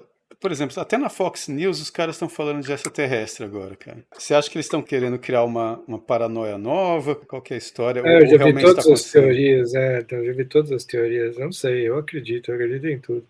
Porque você vê os vídeos, né? São aqueles vídeos gravados pelos próprios pilotos, né? Aqueles OVNIs voando muito rápido, né? Desaparecendo daqui, aparecendo dali. Uma teoria que eu nunca entendi muito bem, que eu já vi ortodoxos russos falando, mas não só ortodoxos russos, é que os alienígenas são sempre manifestações do demônio, né? E Uhum. eu não consigo entender, porque são manifestações muito materiais e muito específicas, né? E também o que que eles estão ganhando com isso, né? O Orlado do Maupassant é praticamente um demônio, né? Né? É praticamente um demônio. E bem no sentido até urantiano, que ele é invisível, mas consegue interferir em coisas materiais. É, Mas, cara, esse negócio de ufologia, meu pai adorava essas coisas desde que eu era criança, comprava tudo. Aqui é da revista Planeta, né? sei. Ó, de Já li muito 77. O que é dentro. engraçado, cara, é que a primeira revista aqui, a primeira capa, olha só a capa. Na primeira capa tá a Hilda Hilst, cara. Não sei se dá pra ver aí. Eu me lembro desse número, As Vozes dos Mortos. Eu li isso nessa época. Que É, ano que é esse? 77, né? Eu tinha em casa, então meu irmão deve ter comprado e eu li anos depois. Engraçado, uma revista Planeta que eu li quando era criança com a Hilda. Mas o caso mais louco que tinha aqui, que eu pirava quando era criança, era do Antônio Vilas Boas. Você lembra desse caso? Uh-uh. Esse aqui, né? Esse aqui eu lia quando era criança, né? Essas ilustrações me matavam de medo quando eu era criança. Mas enfim, o Antônio Vilas Boas era um agricultor em 1958, se não me engano, 59, que está lá no trator dele. Primeiro ele viu uma luz no céu num certo dia. No dia seguinte, de madrugada, ele viu de novo essa luz. Dessa vez ela pousou e saíram os caras, mais ou menos de um metro e meio de altura, correram atrás dele, pegaram ele à força, levaram ele para essa nave, e tiraram a roupa dele, fizeram um monte de exame nele. Sempre fazem. Eles são tipo o Zé Celso, né? Só com o Caetano Veloso, né? É sempre alguém sobe no palco ou sobe no disco voador e aí todas as roupas são tiradas. A primeira coisa que acontece. Mas só que no caso dele, botaram ele numa sala, diz que a sala tinha um cheiro esquisito, um mau cheiro, e botaram uma extraterrestre nua para transar com ele, entendeu? Tanto que eu fiz E depois ela faz um sinal para ele, ela aponta para a barriga dele e aponta para cima, dizendo: vou ter um filho seu lá no meu planeta, né? E eu tenho um livro que é esse aqui, né? A Visitante do Planeta X, que eu tiro o sarro dessa história, porque esse aqui é um livro das crônicas que eu publicava no final dos anos 90 numas revistas de São Paulo, né? Aham. A Visitante do Planeta X é que eu especulei que ela, provavelmente, que na época a Xuxa estava grávida e ninguém sabia quem era o pai, entendeu? Como a extraterrestre era uma loirinha, né? Eu fiquei imaginando que ela devia ser a Xuxa do planeta dela, entendeu? Então ela viajou para um planeta distante para ter um filho com alguém que ninguém jamais vai adivinhar quem é. Mas aqui são vários contos que eu escrevi, é estilo para gostar de ler, né? Legal. Quando eu publiquei a revista era essa aqui, né? Só que a ilustração é outra, que essa aqui é uma ilustração realista, né? Que a garota fez para mim da extraterrestre transando com o cara, né? E aqui é como o cara desenhou na época da revista, né? A ilustração. Mas enfim, esse é o Antônio Vilas Boas. Eu ficava viajando nessa história, né? Eu não sei se é por causa da questão. Imagina que legal, né? Ser abduzido para transar com um ET. Mas tem sempre uma sonda anal, umas torturas. Não, esse dele não teve sonda, não. Eles botaram, foi um negócio no queixo dele que tirou sangue dele pelo queixo, né? Né, que agradável. É uma coisa esquisita, né? Aí tem vários casos, né, nessa revista aí que fala. Agora, um dos mais loucos que eu vi, que eu conheci a figura, por que que eu tô falando, né? Como nós vivemos na questão do imaginário, do mundo do possível, aqui do primeiro discurso aristotélico da poética, só que eu quero ver conexões com o mundo real, para ver se a coisa faz sentido. Assim, são demônios, que são seres materiais, existem mesmo, né? Porque, por exemplo, a primeira aula que eu assisti do Olavo de Carvalho em São Paulo, qual foi a primeira pergunta que eu fiz para ele, cara, na aula do Olavo? Ele estava falando de governo mundial. Aí eu falei para ele, mas imagina o seguinte, Olavo, se existem outros planetas com seres inteligentes e eles têm governos também. Da mesma maneira que nosso próprio ego se desenvolve no encontro com outras pessoas, quando outros planetas começam a se encontrar, não é natural que surja um governo mundial também, um governo daqueles planetas? Aí uns alunos começaram a rir da minha cara, né? Tipo assim, o cara, né? A pergunta do cara, kkkk, né? Governos de outros planetas, extraterrestre de verdade, ah. O Olavo não mudou um centímetro a expressão dele, porque o cara é um professor de verdade, né? Ele virou e falou assim, não, mas você pode alegar contatos com outros mundos, mas você não precisa de uma oposição real para criar um governo mundial. E essa oposição pode ser, inclusive, alegar a existência de outros seres e falar, nós precisamos de um governo mundial até para... Agora sou eu falando, né? Para quando os caras pousarem, leve-me ao seu líder. Ter realmente um líder, entendeu? Mas a oposição não precisa ser real. Os caras estão dizendo isso, né? Que essas manifestações recentes aí é tudo para suplantar o Covid como pretexto para o governo mundial. É uma das coisas que os caras falam. Então, aí eu ao longo dos anos, eu envolvido com essas coisas, ouvindo várias histórias de tios meus na fazenda. O peão saiu para fazer xixi à noite, estava jogando carta, quando ele estava lá fora, de repente acendeu uma puta luz de estádio de futebol em cima dele, assim, no meio do nada. A fazenda antes era longe de tudo, né? Pô, sem barulho nenhum. Nem som de helicóptero, nem de avião, nada, nem balão, mas aquela luz que ele olhou para cima e ficou cego, né? E ficou apavorado e correu com o pinto de fora mijando nas pernas para dentro da casa. Eu vi essas coisas quando eu era criança, entendeu? Na fazenda. Então, mas o que aconteceu? Quando eu saí da casa a Hilda contava história também de extraterrestre. Ela disse que estava uma vez deitada no sofá da casa dela. Nessa época ela disse que ela não bebia, não usava drogas, nada, entendeu? Ela só escrevia. Na época não tinha nem luz elétrica na fazenda. Ela estava sentada com um lampião aceso, lendo um livro, e o marido dela estava deitado no sofá dormindo, no mesmo sofá que ela, na ponta, ele esticado dormindo. Ela disse que ela ouviu um som na cabeça dela mesmo. E ela sempre tinha medo de ficar louca, tipo, que a esquizofrênica ouve vozes, né? Falou pra ela, vem aqui pra fora agora. E ela olhou assim, Dante, você falou comigo, né? Falou com o marido dela, e o cara ressonando. Ela falou, parece que eu ouvi alguém falando comigo. Aí ela ouviu de novo, vem aqui pra fora agora, né? Aí ela olhou assim, quem que tá falando comigo, né? Aí falaram de novo, se você não vier aqui fora agora, não vai dar tempo. Aí ela disse que saiu na varanda da casa dela e viu uma luz muito forte na extremidade da casa, da varanda. Ela foi andando para lá e viu, ela disse que um disco voador perfeito com, digamos, como se fosse uma pirâmide, assim, em cima dele, né? Como se fosse uma cúpulazinha de formato de pirâmide em cima do disco voador, que era, e tinha uma consistência de mercúrio líquido, só parecia que era feito de mercúrio líquido, o disco voador. E que tamanho? Ela disse que era muito grande, eu não lembro, não sei dizer agora, o tamanho de um caminhão, digamos. E ela viu aquilo, ela encostou na parede e começou a gritar o marido dela e bater na janela, né? Enquanto o marido dela não vinha, ela disse que o negócio começou a se transformar numa bola de luz, começou a brilhar uma luz muito forte, ele foi virando uma esfera de luz. Quando o marido dela chegou, ele viu só a esfera de luz grande, né? Que foi andando por cima da mata, assim, do pasto, e sumiu por trás de umas árvores lá para baixo, na direção de onde era a sede da fazenda da mãe dela. Então ela viu isso e ela não teve medo de declarar isso na imprensa, aí pronto, falaram que era a louca que foi para a fazenda, ou melhor, a poeta que foi para a fazenda e ficou louca, já estava vendo até disco voador. A Lígia Fagundes Telles também declarou que viu disco voador. Tem jornal aí. Tem jornal antigo e ela falou até, acho que há pouco tempo, acho que ela falou de novo, entendeu? Então assim, muita gente vê e não fala porque não sabe o que é. É um OVNI, né? Um objeto voador não identificado. Hoje você pode confundir um monte de drone, né, com isso, né? Mas tempo atrás não tinha drone, né?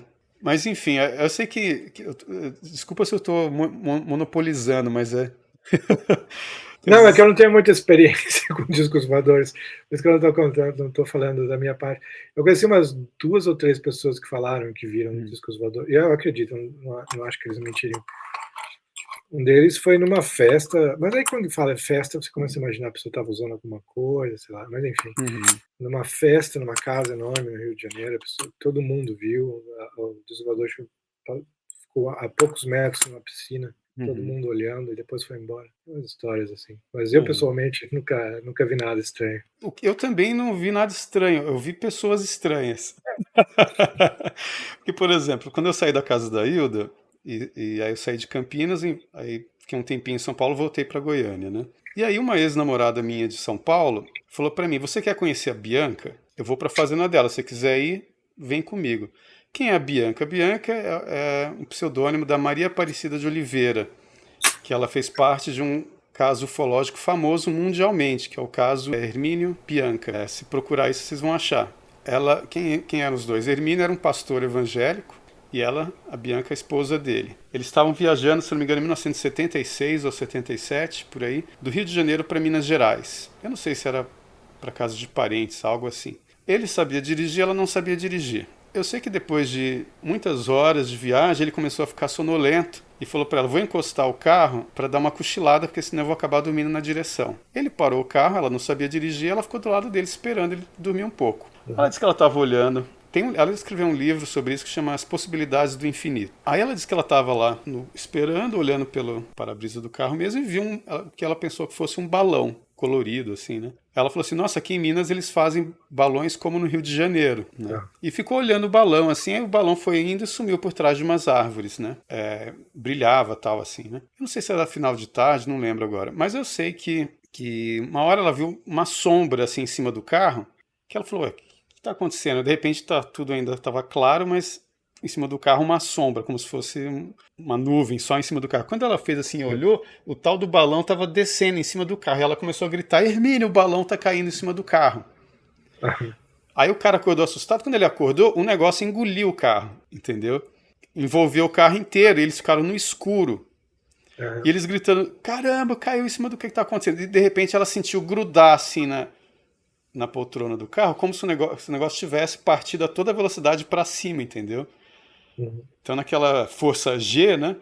Eles grudaram no banco do carro, assim, um tempo, assim, né? Quase um minuto grudados, assim, aquela coisa puxando eles para cima, né? Aham. Quando parou, eles ficaram: "O que está acontecendo? O que está acontecendo?" "Eu não sei, um balão caiu em cima do carro." "Mas que balão?" De repente acendeu uma luz, eles estavam como se fosse um hangar pequeno, assim, né? E acendeu uma luz e de repente uma porta abriu e vieram uns caras gigantes, assim, de 2 metros e tanto de altura. Eles estavam com os macacões branco prateados, né? Eles chegaram perto do carro e Mas ela com formato de seres humanos, com aquele cabeção e com pele verde, não, não, com pele tipo cinza. com tipo humano, e eles eram até mais morenos, assim, cabelo preto, entendeu? Olhos, só com os olhos amendoados, mas pele bronzeada, entendeu? Eles chegaram assim, olhando assim, e o Hermínio começou a gritar: "São os russos." Porque na época, né, a paranoia deles, assim, é que eram os russos, né? Sim. E o cara batendo no vidro para eles abrirem a janela. Ele: "Vou abrir." Ela: "Não, não abre." Ela disse que ela estava tão apavorada que ela se encolheu debaixo do painel do carro, né? É.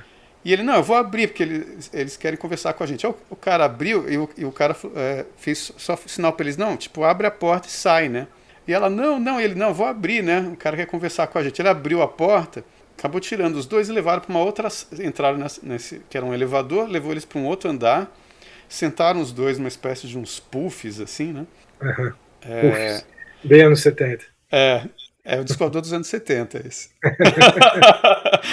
E eles botaram umas toucas neles que pareciam uma bem apegada, mas que tinha umas luzinhas piscando, assim, e uns eletrodos, né? Era tipo um Google Translator. Porque o cara, aí veio um outro cara, sentou na frente deles e botou uma também.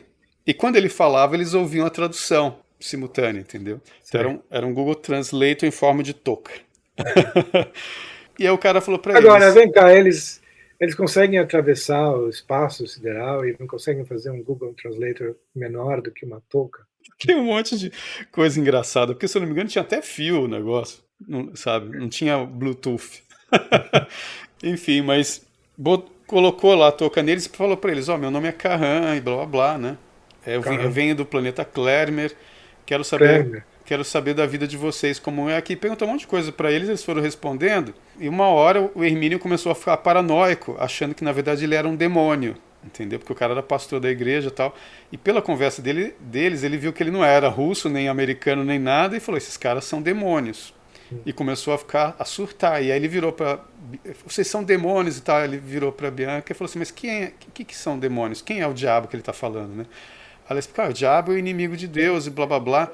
Ela falou, Deus sim, o Criador, mas eu não sei quem são os demônios. O cara, só o cara começou a ficar tão histérico que um cara chegou lá e encostou um negócio no Hermínio e apagou o Hermínio, como se fosse um negócio de choque, não sei. O Hermínio desmaiou. Aí ela ficou com medo também, eles foram lá, encostaram nela, apagaram ela também. Hum, Aí diz que horas depois eles acordaram, aquilo que Nossa, parecia ser um puff, na verdade era tipo uma cadeira do papai, né? Que o negócio tinha esticado, eles estavam deitados, cada um no seu, né? fizeram um Bill Cosby neles. Fizeram o quê? Um Bill Cosby. Como assim, cara? Lembra do Bill Cosby, que ele colocava remédio? Como é que era ele dava uma droga para as mulheres e elas Ah, choravam. sim! Se foi um Boa Noite Cinderela do outro planeta, né? Então, mas eu sei que ele faz várias perguntas pra ela, não sei o quê. Eu sei que ele marca encontro com ela de novo.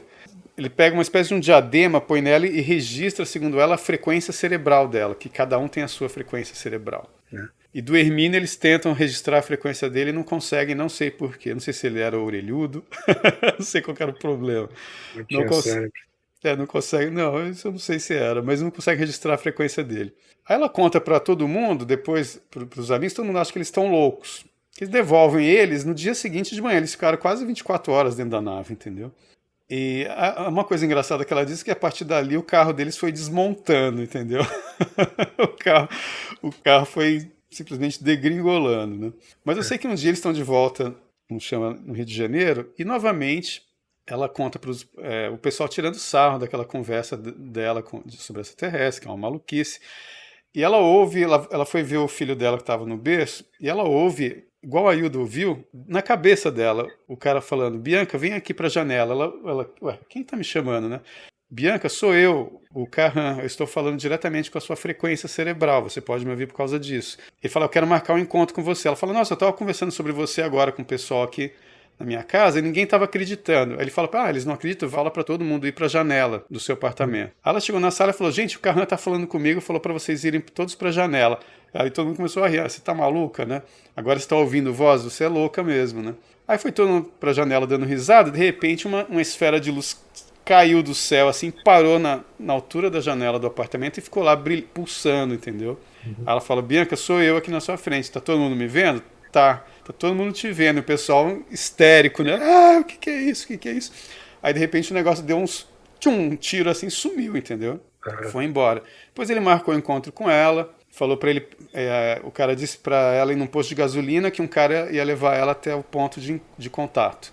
Chegou lá, tinha um cara meio de 1,60 m e pouco, meio ruivo, que veio conversar com ela, eu vou levar vocês onde o Kahan tá, né? Aí eles deram carona pra esse cara. E o cara tava meio adoentado, né? E ela falando pra ele, você não quer passar no hospital? Parece que você tá doente, né? Ele, não, eu não posso ir no hospital e tal. Mas por que você não pode? Porque eles vão ver que eu tenho 2 corações. O cara era um extraterrestre também, mas de um outro planeta, entendeu? E levou os dois até uma área na Mata Atlântica, sei lá onde, em que o Kahan pousou e começou a ensinar para ela exercícios de projeção astral. Eu sei que ela ensinou esse exercício de projeção astral depois para uns fazendeiros, eu sei que doaram uma terra para ela. Ela tem uma fazenda que chama Mike Busco, você até vê vídeos no YouTube tem sobre a fazenda, fica entre Brasília e Goiânia, né? Agora que eu vou chegar na parte que essa ex-namorada minha falou, você quer conhecer a fazenda da Bianca? Estão dizendo que o Kahan vai aparecer por lá. Eu falei, lógico que eu quero ir. Só que na época eu estava namorando já com uma outra garota, eu falei para minha namorada atual na época, né? Eu falei, a minha ex-namorada tá me chamando, você grila se eu for, mas por quê? Eu falei, não, ela falou, essa terra, não, vai, pode ir, depois me conta o que aconteceu. Eu fui, entendeu? Cheguei lá, conheci a Bianca, super gente boa, né? Me explicou as coisas todas lá da fazenda, tinha um monte de gente lá, o pessoal tem casas lá, me disseram que muitas pessoas que aprenderam a fazer o tal de exercício de projeção astral já encontraram com o Kahan mais fora do corpo. Muita gente vai para lá, principalmente gente do Sul, parece que muita gente do Rio Grande do Sul, se eu não me engano. Conheci uma senhora que disse que já viu o Kahan lá, um cara que trabalhava lá na fazenda dela, tipo um capataz da fazenda, que já tinha visto ele também, ele contando que uma vez eles estavam fazendo um churrasco, de repente chegou o Carran, comeu o churrasco com eles, entendeu? Mas quão alto era esse carro, hein? Uns 2,20, uma coisa assim. Aí eu sei que tá aquela conversa toda, aí quando foram me mostrar o quarto em que eu ia ficar, era o mesmo quarto da minha ex-namorada. Entrei no quarto, era uma cama de casal, já fiquei assim, ih, rapaz, esse negócio não tá certo, entendeu? Eu já tinha passado por uma crise anterior, eu já sabia que esse negócio de trair é uma furada total, principalmente para quem tem muitos escrúpulos, você fica igual Raskolnikov depois, né? Eu já fiquei assim, ai, ai, ai, né? Porque essa ex-namorada minha não gostou muito do término, né? Mas enfim, eu cheguei lá e à noite a figura assim, eu senti a palpa dela, falei, não, entendeu? Não vai rolar, já tô namorando, não sei o que. Ela ficou brava comigo. Eu saí do quarto, fui dormir no outro quarto que estava vazio. No dia seguinte, a Bianca chegou, ficou zangada com a gente. Você disse para mim que ele era seu namorado, não falou que ele era seu ex-namorado. E agora ele estava lá no quarto da minha filha que está chegando de viagem. Mas como eu sou sua amiga, falou para ela, eu sou sua amiga, eu não quero que ele fique aqui, Yuri, então você vai embora e tal. Então eu fui embora no dia que o extraterrestre ia chegar e não vi porque eu não quis transar com a ex-namorada. Entendeu? Mas vem cá, quanto você acredita nessa história? Então, eu sou daquele tipo, né? Eu sou o Napoleão. Fala, é mesmo? Me conte-me mais. Eu queria ver até onde a coisa ia, entendeu? Não, eu entendo. Eu não quero ser cético, eu não gosto de ser cético, eu não sou cético em quase nada, mas eu acredito em saci, acredito no que você quiser, um monte de coisa. Mas começa a vir com alienígenas muito humanoides, muito parecidos com a gente, só que com uma diferença mínima, tipo, só ser mais alto, usando macacão, com puffs, e uma tecnologia que parece mal imaginada, né? Que é o que uma pessoa meio normal imaginaria de tecnologia naquela época, né? Uhum. Não sei, não me soa muito crível. Não é muito verossímil, né? Né? Então, eu não sei, o que me espantou era o tanto de gente que estava lá e todo mundo contando a mesma história, entendeu? Então, eu não sei. Depois eu conheci aquela outra mulher que se dizia ser uma extraterrestre, que eu já comentei, que é a Portia, que eu tenho uma entrevista que eu gravei com ela que se chama Portia, minha amiga extraterrestre, que está no YouTube, inclusive. Ela morreu em 2009. Ela era uma senhora que veio em espírito de outro planeta e ela estava no corpo que foi doado para ela. Ela era uma entrante. E ela É. dizia que a história da Bianca era verdadeira e que ela também conhecia o Carran.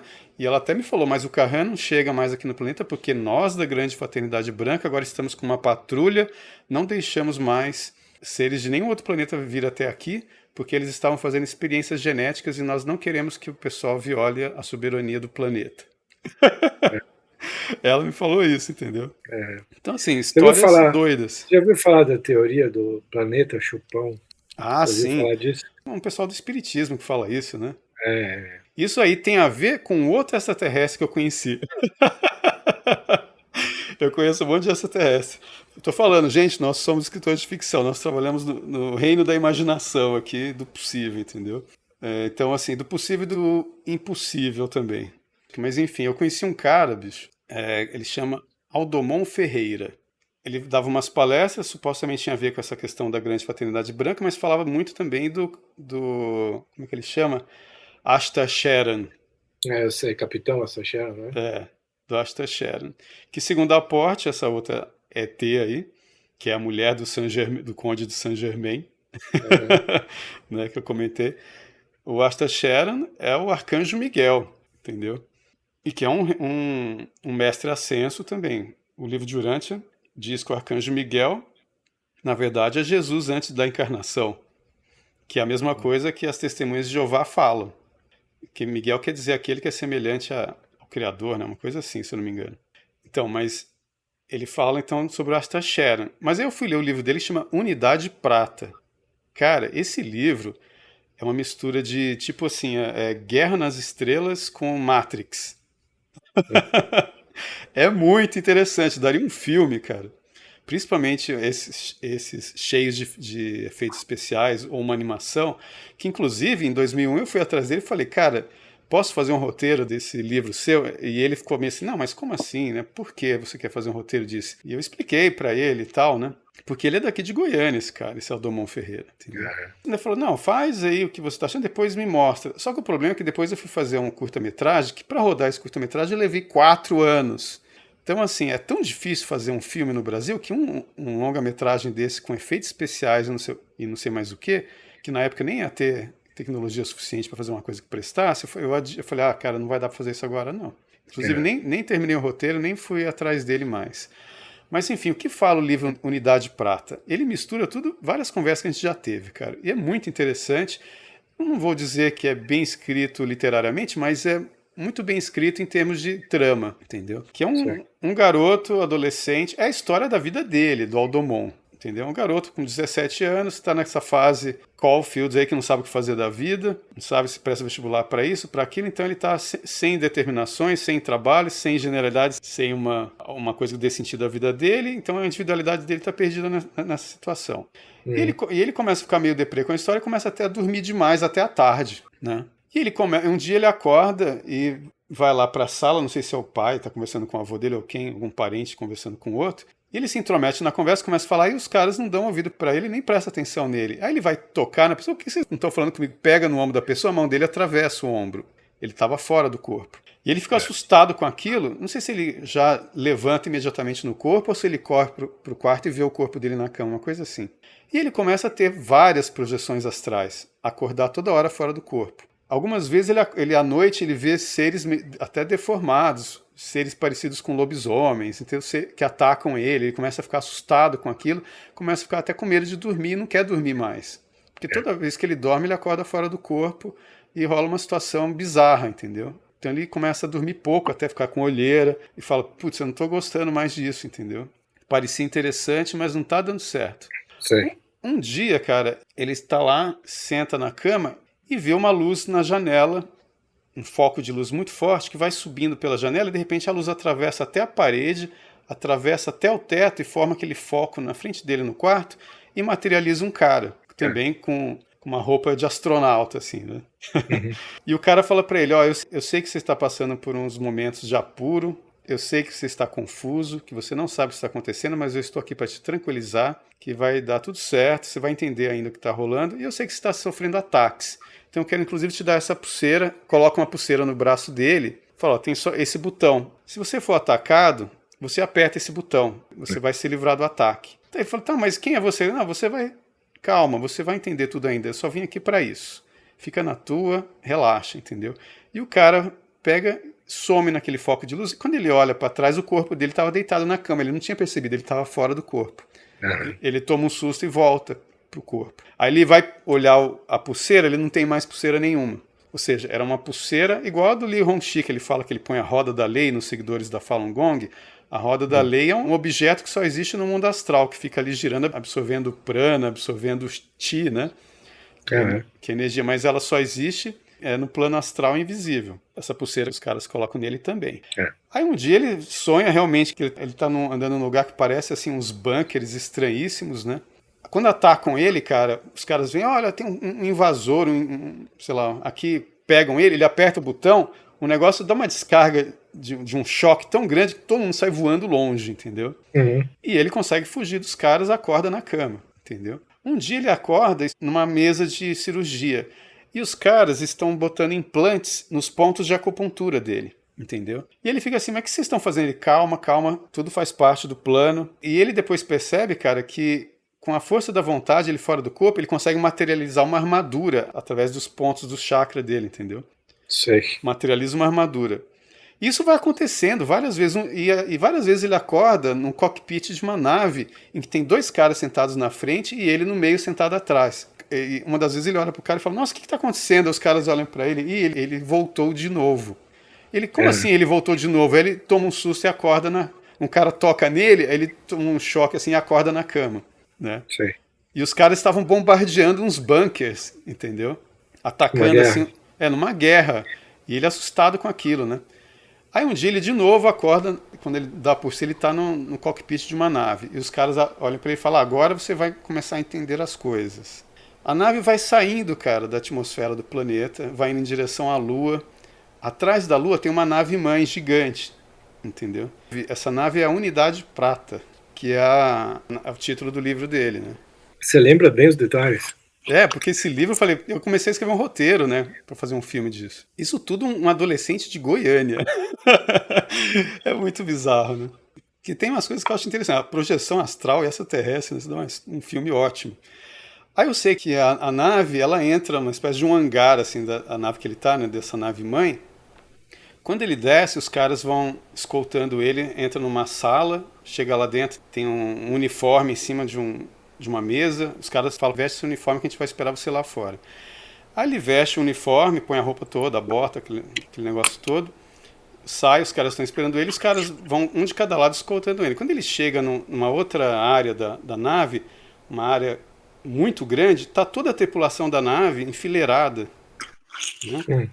Olhando para ele, e ele toma um choque, né? Como se fosse não um insight, ele vem uma metanoia, né? Ele lembra de tudo, né? Ele é o capitão da nave, entendeu? Uhum.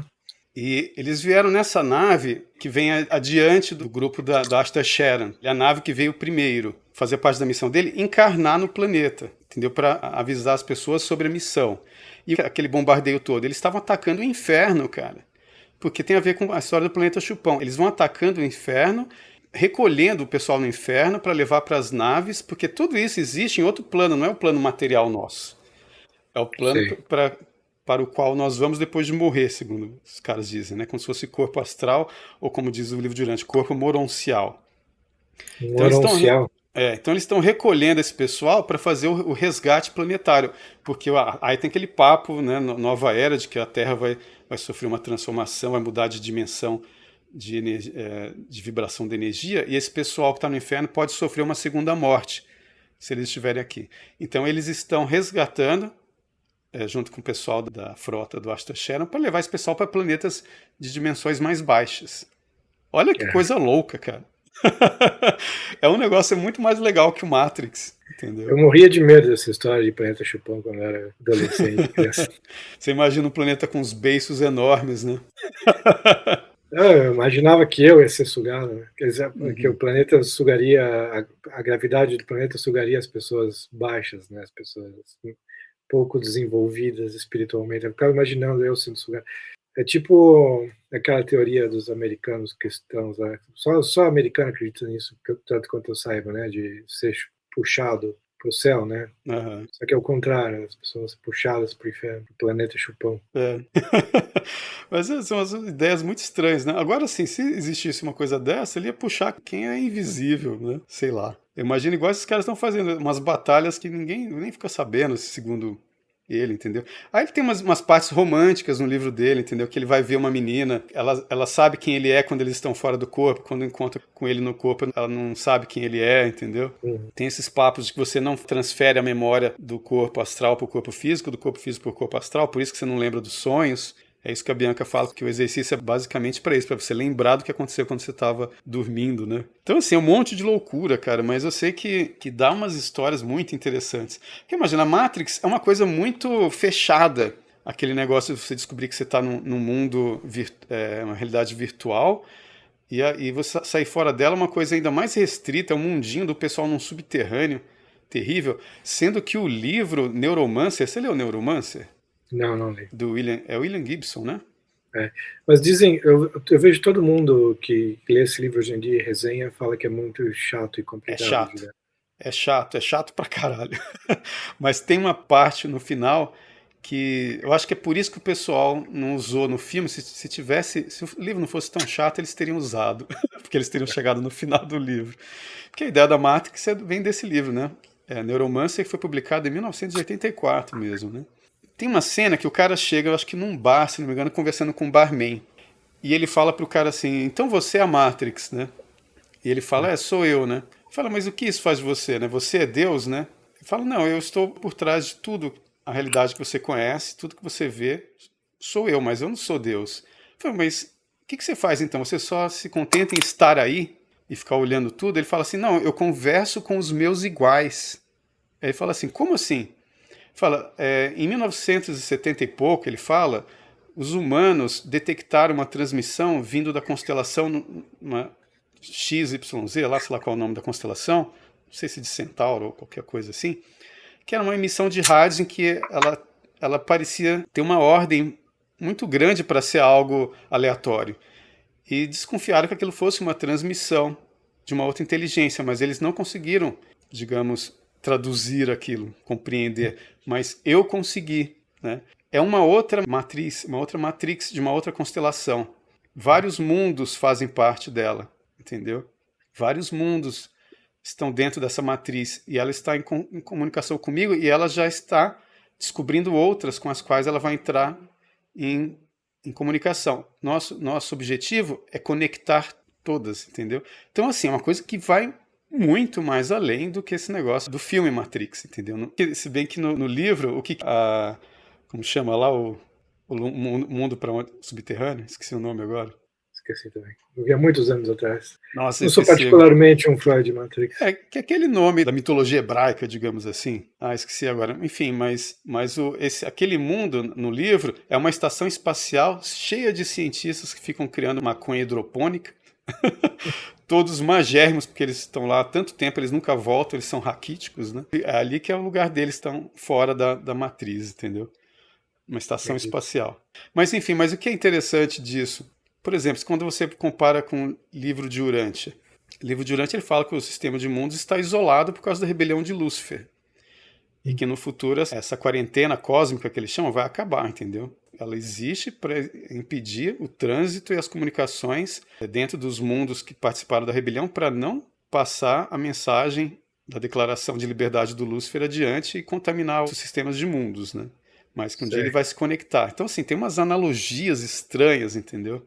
Agora, porque, voltando a falar daquele negócio do Lovecraft, que os franceses não tendem a ficar mais no mundo material e são mais realistas, e não falam tanto de coisas sobrenaturais, todas essas coisas que está falando, principalmente ficção, né, Matrix, o Neuromancer, são todas coisas de literatura anglo-saxã. Você não consegue imaginar um francês fazendo isso. Eles fazem algumas coisas, tipo, no máximo vai Planeta dos Macacos, mas é muito próximo do mundo real, Planeta dos Macacos, comparado com tudo isso, né?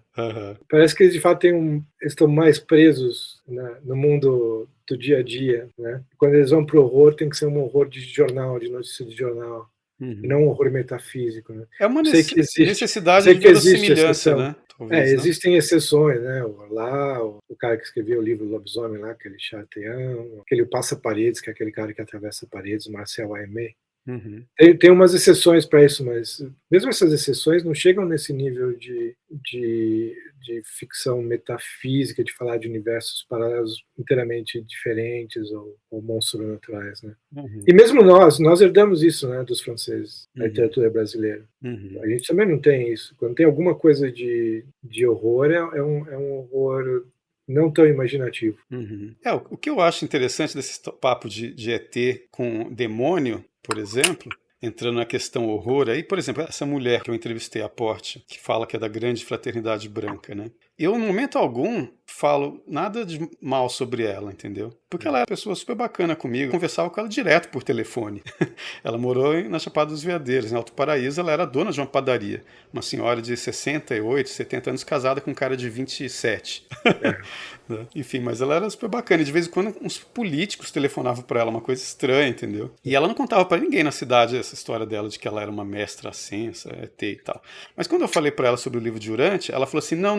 Ela usava uma terminologia semelhante, mas ela falava, o livro de Urântia é da outra facção. Eu falei assim, mas qual facção? Ela é a facção de Melquisedeque, né? E quem é Melquisedeque? Melquisedeque é o sacerdote do Senhor, entendeu? É o que veio preparar o caminho de Cristo, entendeu? E realmente, os 3 círculos concêntricos da capa do livro é o estandarte de Melquisedeque. Existem capítulos falando sobre Melquisedeque, o que Melquisedeque fez quando veio no planeta preparar a vinda de Cristo, entendeu? No livro de Urântia.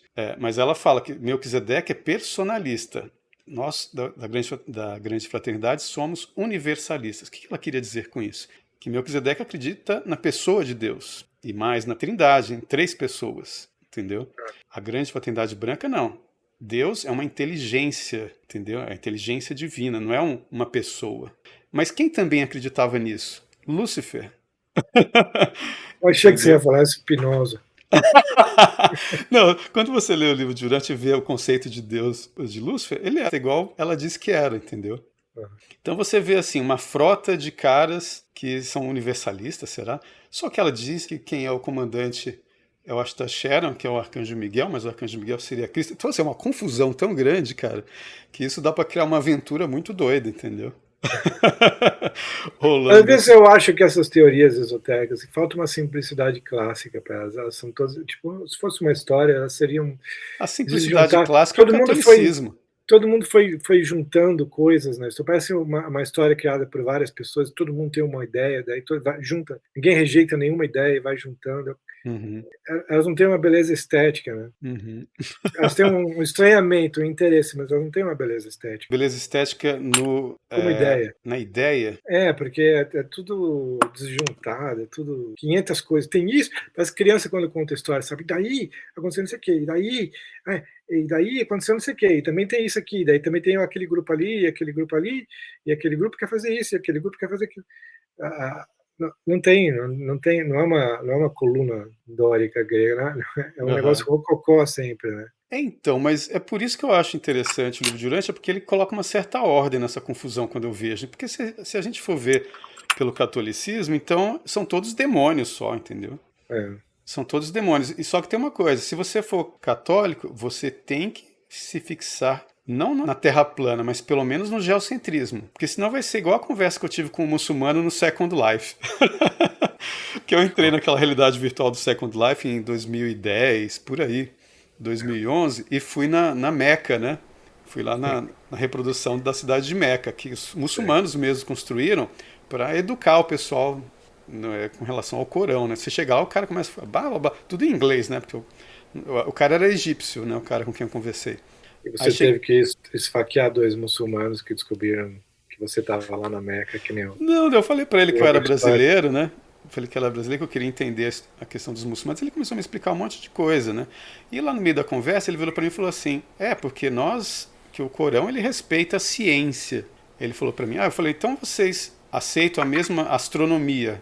Ele, vocês aceitam os planetas, as constelações, tudo isso existe da maneira que os cientistas falam. Claro que sim, entendeu? Aí eu falei, então, mas você não acha então que se for da maneira que os astrônomos dizem, então, por exemplo, Carl Sagan não pode ter razão e aquela fórmula que ele apresenta no livro Cosmos, que é uma forma de probabilidade de mundos habitados, né? Sei, De eu repente já aquela vi. fórmula está correta e pode haver assim, talvez até bilhões de mundos habitados, ou pelo menos habitáveis, né? Ele, claro, a ciência, o Corão não nega a ciência, eu já te disse. Eu falei assim, então pode ter um planeta com povo igual aqui, a população. Sim. Eu falei, e Alá é o Deus deles também. É claro, Alá é Deus. Eu falei, mas quem é o profeta? Porque você diz que só existe um profeta. Maomé vai aparecer agora em todos os mundos ou são vários profetas? Nossa, aí o cara deu tilt, né? Total, deu bug, travou, desconversou. Falou assim: não, não, dá licença que eu tenho que fazer umas coisas, eu não posso mais perder tempo com essa discussão. Porque ele nunca tinha pensado nisso, que se existia um outro mundo, de repente, não há um único só profeta, entendeu? E se Mas não imagina. seria difícil para ele dizer que Maomé tem que aparecer em todos os planetas, né? Então, mas ele não conseguiu conceber uma coisa dessa e Maomé era um homem, né? Então, assim, um homem comum aparecer em vários planetas, né? Sem ter o poder de fazer isso, ele não conseguia aparecer nem em outros continentes aqui, porque Cristo, se quisesse, ele saía voando, entendeu? Ele não voou porque ele não quis, porque ele queria ter uma vida como ser humano. Se ele quisesse ser um super-homem, ele podia, mas não era a proposta dele, entendeu? A proposta era viver uma vida de um ser humano normal, né? Claro. Agora, Maomé não. Maomé era um homem normal mesmo. Jesus não, era Deus e era gente, e era uma pessoa, era um homem. Mas se Allah quisesse, ele poderia fazer Maomé aparecer onde ele quiser, né? Pode que seja, não sei, mas nada disso passou pela cabeça do cara, entendeu? Agora, Aham. por exemplo, só que eu falei, minha cabeça estava ainda com a cosmologia do livro de Urântia, não a do catolicismo, porque do catolicismo também vai entrar em pane uma hora, vários planetas habitados, e aí como é que faz agora, entendeu? Jesus vai ser crucificado em todos os planetas agora para salvar todo mundo, ou como é que vai ser a coisa, Eu acho que eu já ouvi umas teorias assim que isso acontece. entendeu? Porque segundo o livro de Urântia, existem filhos, eles chamam de filhos, como é que é? Magisteriais, que descem aos mundos em que Jesus não escolheu descer, ele escolheu descer no nosso, entendeu? Nos outros mundos em que Jesus já está fazendo outras coisas, vão os filhos magisteriais, que são filhos divinos também, mas não são os criadores do universo. Entendeu? Então, assim, tem uma explicação que dá para você ficar ufa, mas no catolicismo, cara, você tem que aceitar o geocentrismo, entendeu? E o que o Swedenborg fala? Porque ele Pois fala é, o Swedenborg, ele não parece falar. Ele fala que o céu, inclusive, tem um formato do corpo de Cristo, né, cara? A própria cidade, né, onde o pessoal vive, tem um formato do corpo de Cristo, né? Ele fala uma coisa assim. Então, assim, eu não sei se o céu que ele fala é o céu universal de todos os planetas, porque ele fala de vida em outros planetas também. Então, eu não sei se é o céu só deste mundo ou o céu de todos os mundos, não sei. Então, porque ele fala de vários céus também, né? Vários infernos também. Cada um com sua característica diferente. Né? Então agora deixa eu só fechar um pouquinho o começo de onde a gente estava falando. Então imagina, eu vou conversar com uma figura que me acha louco porque eu falar, vou voltar no Bolsonaro de novo. Então imagina a cosmovisão que eu tenho, que é uma coisa, é um catolicismo lutando para não se tornar urantiano, ou um urantianismo tentando se tornar catolicismo e não conseguindo, eu estou na tensão, entendeu? Assim. Não, a pessoa vai ver você falando e falar, tá, que ele fala do capitão Astar Sheran e fala do Bolsonaro. Não, Agora eu entendi tudo. Não, então, porque isso tudo eu falo com Asta Sheran, para mim é uma possibilidade que me propuseram, mas eu não, como falo nisso como fato, eu não acredito nisso como fato, entendeu? As únicas coisas que eu tenho como fato é que Deus, Deus Pai, Deus Filho, Deus Espírito Santo, acabou, entendeu? E Jesus esteve na Terra, Cristo, Filho de Deus, Criador do Universo. E pronto. A arma da fé, cara, ela tem uma bala só, entendeu? Se for atirar ela para tudo quanto é coisa, não vai dar, entendeu? Você tem que atirar para Deus. Entendeu? O resto você encara como possibilidade. Aí você vai ouvindo as retóricas das pessoas, você vai vendo o que é verossímil e o que não é verossímil. Depois de uma hora, um dia, a gente entra na dialética e vai ver o que é provável ou não. Eu fui ver se pousava uma nave na fazenda da mulher para poder entrar no reino da dialética. Deixa eu ver se o que esse pessoal está falando tem uma coisa provável, uma prova de que isso acontece, entendeu? Não, eu iria não fui também. porque eu quis ser fiel à minha namorada, entendeu? Espera só um pouquinho aqui. Alexa, para. Eu mandei a Alexa dar um aviso de quando a gente chegasse em 2 horas. Tá. Não, que eu iria também, certamente. Ver como era o nome dele? Carran. É, o Carran, do planeta Clerme, que a Portia diz que é o planeta semente, não sei porquê. Ela diz que ele é ministro daquele planeta. Enfim, mas aí se eu vou conversar com uma pessoa que parece que não acredita em Deus, nem no Deus mais comunzinho, nem no Tupã, Deus dos trovões, entendeu? Mas defende os índios. O Bolsonaro, assassino de índios, esse genocida, não sei, mas não acredita nem no Tupã, entendeu? Eu estava pensando nisso, essas pessoas defendem os índios, mas quais índios, né? Toda a experiência dos índios de 1600 para cá, eles negam, porque os índios se converteram na maioria, né? Os bandeirantes, os jesuítas converteram os índios, e esses índios não prestam, né? Sem falar que eram várias etnias, vários povos, uns se associavam com os portugueses, outros com os holandeses, outros com os franceses, lutavam uns contra os outros. Eles mesmos iam atrás, às vezes, dos portugueses e dos franceses para ajudá-los a lutar contra uma outra tribo, entendeu? Era uma confusão. Os próprios bandeirantes eram meio índios, andavam descalços, casavam com índios, amancebavam com índios, tinham filhos com índios, eram filhos de índios, mal falavam português.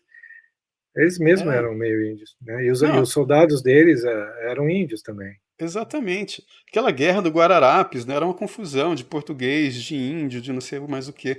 Cara, os caras falam de índio como se eles fossem uma espécie de zoológico, né? Eles acham que a Amazônia é a área do zoológico onde você mantém os índios. Não, e que índios, né? Índios de 1500 para trás, porque os outros não prestam, né? Porque os índios que se converteram e estavam lá nas bandeiras, esses são os índios errados. Esses índios não valem nada, entendeu? Esses índios que ajudaram lá o Anchieta a escrever o dicionário dele de Tupi, lá, Guarani. Você viu o vídeo do outro cara, o cara dizendo, cara, Dom Pedro II falava Tupi, você viu isso? Não sabia. Ele encontrava com os chefes índios e falava na língua deles, cara. Impressionante. E ele falava, estava estudando sumério, né? O cara era muito impressionante, né? Tinha, como fala, o tempo para isso, né? Também, e a disposição, a inteligência e tudo mais, né? Por isso que ele ficou feliz quando teve quase feliz, né? Ficou um pouco feliz, ficou aliviado quando teve a proclamação da República, né? Você acha, cara? Não sei não, né? Ele não lutou, pelo menos, né? Ele estava cansado, ele dizia dizendo que estava cansado. Mas eu acho que ele... Deve ter sentido um certo alívio. Acho que ele queria era passar para a filha dele, entendeu? Não que ele quisesse que acabasse isso, porque foi uma sacanagem, o verdadeiro golpe militar filha da mãe. Sim. Enfim, mas voltando nos índios, cara. Por exemplo, você já leu o livro Maíra, do Darcy Ribeiro? Não. É muito interessante, cara, porque é um garoto indígena que ele faz a catequese, aí o padre manda ele estudar para ser padre, eu acho, se não me engano, mas ele vai para Roma para estudar na igreja mesmo. Aí ele volta. Só que o Darcy Ribeiro também era um progressista, né? Então, assim, ele não entendeu o que um cara falou num documentário que eu vou comentar daqui a pouco, né? Mas, por exemplo, ele chega e ele fica perdido, ele fica com essa doença aí do Constantinoicas sem encontrar uma generalidade para definir a individualidade dele e as determinações dele. Porque, em vez dele perceber que a generalidade, ou seja, que a ordem geral ditada pelo catolicismo é superior à dele, porque Maíra é um deus lá dessa tribo, lá que agora eu não sei qual, que o Darcy Ribeiro teve contato com várias tribos diferentes, eu não sei se é Craô, se é Chavante, não sei. Mas eu sei que ele criou o ser humano não tinha nem homem e mulher. Eu sei que ele batia com o pé no chão, aí nascia um pau do chão, ele cortava o pau e pregava, esse vai ser homem. Então, assim, é lógico que tipo, no catolicismo, criou o ser Adão do barro, tal, blá, blá, é simbólico, não é simbólico, não sei. Mas toda a cosmogonia indígena, comparada com a do catolicismo, é mais restrita, é inferior, entendeu? Sim. Mas ele fica perdido entre os dois mundos, não se resolve que nenhum dos dois e fica em crise. Esse é o personagem principal do livro Maíra, do Darcy Ribeiro. Entendeu? Só que, por exemplo, você pega esse documentário que eu falei, que era um cara numa tribo da Polinésia, em que ele está velhinho, ele está doente, ele resolve reunir a tribo inteira. Aí ele fala para eles, eu quero declarar para vocês o seguinte, eu descobri que eu estou com uma doença, eu vou morrer em breve, muito em breve, em alguns meses. E eu passei por um período de crise muito grande, uma crise espiritual. Eu já não sabia mais para onde nós vamos depois da morte. Eu não sabia mais. Por quê? Porque nossos ancestrais diziam que quando nós morrêssemos, nós iríamos parar na Ilha da Felicidade, que fica do outro lado do oceano. Mas hoje nós sabemos que do outro lado do oceano está a África, está a América, está a Europa. Já andaram pelo mundo inteiro e ninguém encontrou essa Ilha da Felicidade. Então, assim, não existe essa Ilha da Felicidade aqui neste mundo. Então eu fiquei, para onde que nós vamos depois de morrer? Eu não posso mais falar isso para vocês porque não dá mais sentido para mim, não faz sentido. Eu não consigo viver com isso mais. Mas aí eu conheci esse homem que é um padre. Aí ele se converteu ao catolicismo, cara. Porque ele me falou do paraíso, ele me falou de Jesus Cristo, ele me falou de Deus. Então eu me converti e convido todos vocês a se converterem também, porque a vida não acaba com a morte. Mas o que ele me contou faz mais sentido para mim agora. Nós vamos para o paraíso para o qual ele está apontando, entendeu? Uhum. Então, assim, o Darcy Ribeiro não pegou isso para dar para o personagem dele. Pegou, só o cara ficou em dúvida entre duas cosmogonias diferentes, duas mitologias, mesmo que uma fosse mais abrangente que a outra, entendeu? Você conhece a história do aniversário que o Darcy Ribeiro fez? Ele acho que ele estava no hospital doente, ele saiu do hospital antes de receber alta, e ele preparou o aniversário dele e chamou todas as ex-namoradas e ex-mulheres. Tem a foto dele com várias ex-namoradas. E elas foram, né? Isso que é o mais engraçado, né? Isso sempre me lembrou aquele filme do Truffaut, O Homem que Amava as Mulheres, não sei se você viu. Vi. Que começa com o enterro do personagem principal e é só as mulheres. Só as mulheres da vida dele indo chegando no cemitério. Tem alguma que cospe no túmulo dele ou não? Isso eu não lembro. Não sei se eu lembro se tinha alguma coisa assim, mas eu sei que sempre tem uma ex que ficou grilada, né? Por se tornar ex. Mas eu acho que tinha alguma cena assim, nesse Homem que Amava as Mulheres. Porque ela só aparece depois que ele já morreu também, né? Não no caso do Darcy Ribeiro. Da Darcy Ribeiro não, Darcy Ribeiro ele estava doente, com várias ex-namoradas. Ai, ai. Mas eu vou te falar, cara, é melhor ter uma na mão do que várias voando. Não sigam esse exemplo do Darcy Ribeiro, que é muito foda. Eu acho bonito, sei lá, você ter um bom relacionamento. Não, é legal. É legal, mas às vezes atrapalha você ter novos. Dependendo da figura, né? Eu também tenho relacionamento bom com algumas, mas sei lá, né? Seria melhor ter só com uma que vai ficar por aí até a morte mesmo. Uma vez eu falei uma coisa tinha um casal de idosos conhecido discutindo, né? E a mulher reclamando da falta de atenção do marido. Eu virei para ele e falei assim: olha, ela era uma mulher linda quando era nova e ela é uma figura super dedicada a você. Se você não continuar retribuindo, até que a morte o separe, entendeu? Ela vai te dar o pé na bunda depois dessa vida, não vai te dar mais moral na próxima vida. Nossa, o cara ficou super gente boa depois, pelo menos por algum tempo. Meu avô paterno gostava muito da minha avó, né, era muito apaixonado, e ele sempre perguntava para ela, "Se você morrer primeiro, você vai ficar no céu esperando por mim?" E ela falava: "Abílio", porque o nome dele era Abílio, ele era português, os 2 eram portugueses. "Abílio, eu não posso prometer isso", porque ela já tinha sido casada antes. Ele Caramba, ficava muito chateado que ela não prometia isso. nossa, cara. É duro, hein? É, realmente.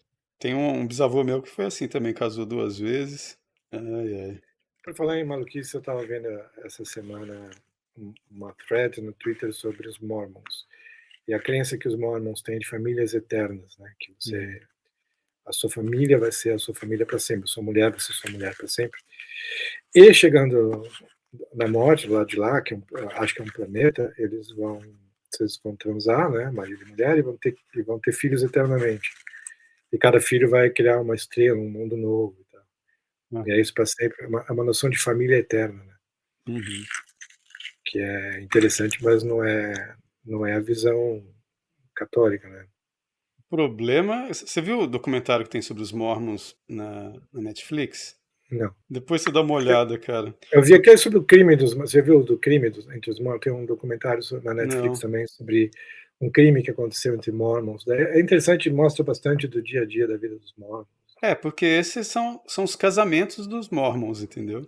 Lá em Utah, né, que eles vivem, né, a maioria, É Salt Lake onde, City, né. onde é possível ter poligamia, né? Mas é muito interessante você ver. Só tem, eu acho que um cara lá em que ele se dá bem com as 3 esposas. Agora os outros, assim, sempre tem uma predileta, uma que tá enciumada, Claro, que é um terror, cara. Você vê assim que, nossa, é uma sempre vai ser dor assim. de cabeça. Sempre vai haver hierarquia. É. Não, então assim, gente, ó, valeu. Valeu aí ouvir a nossa conversa, que Obrigado a todo mundo. está dentro do discurso poético. Não queremos converter ninguém a nada, né? Nem assustar ninguém com nada. É o reino da imaginação aqui. Tentando Eu, encontrar uns pontos fixos na realidade, né? Que a coisa fica mais verossímil quando a gente acha. claro. Você não quer converter nem o Capitão Astache. Não, não. Não, porque é aquela coisa que eu falei, né? Vai saber o que esse cara segue, né? Não sei. Mas que daria um grande filme, um filme interessante, só imaginar tudo aquilo que eu falei de projeções e guerras espaciais no inferno, ia ser muito interessante. Bom, mas enfim, gente, obrigado aí pela atenção. A gente volta próximo final de semana com mais um Medindo os Bigodes, ok? Então, um abração Valeu, aí para todo obrigado. mundo. Até mais. Abraço. Person.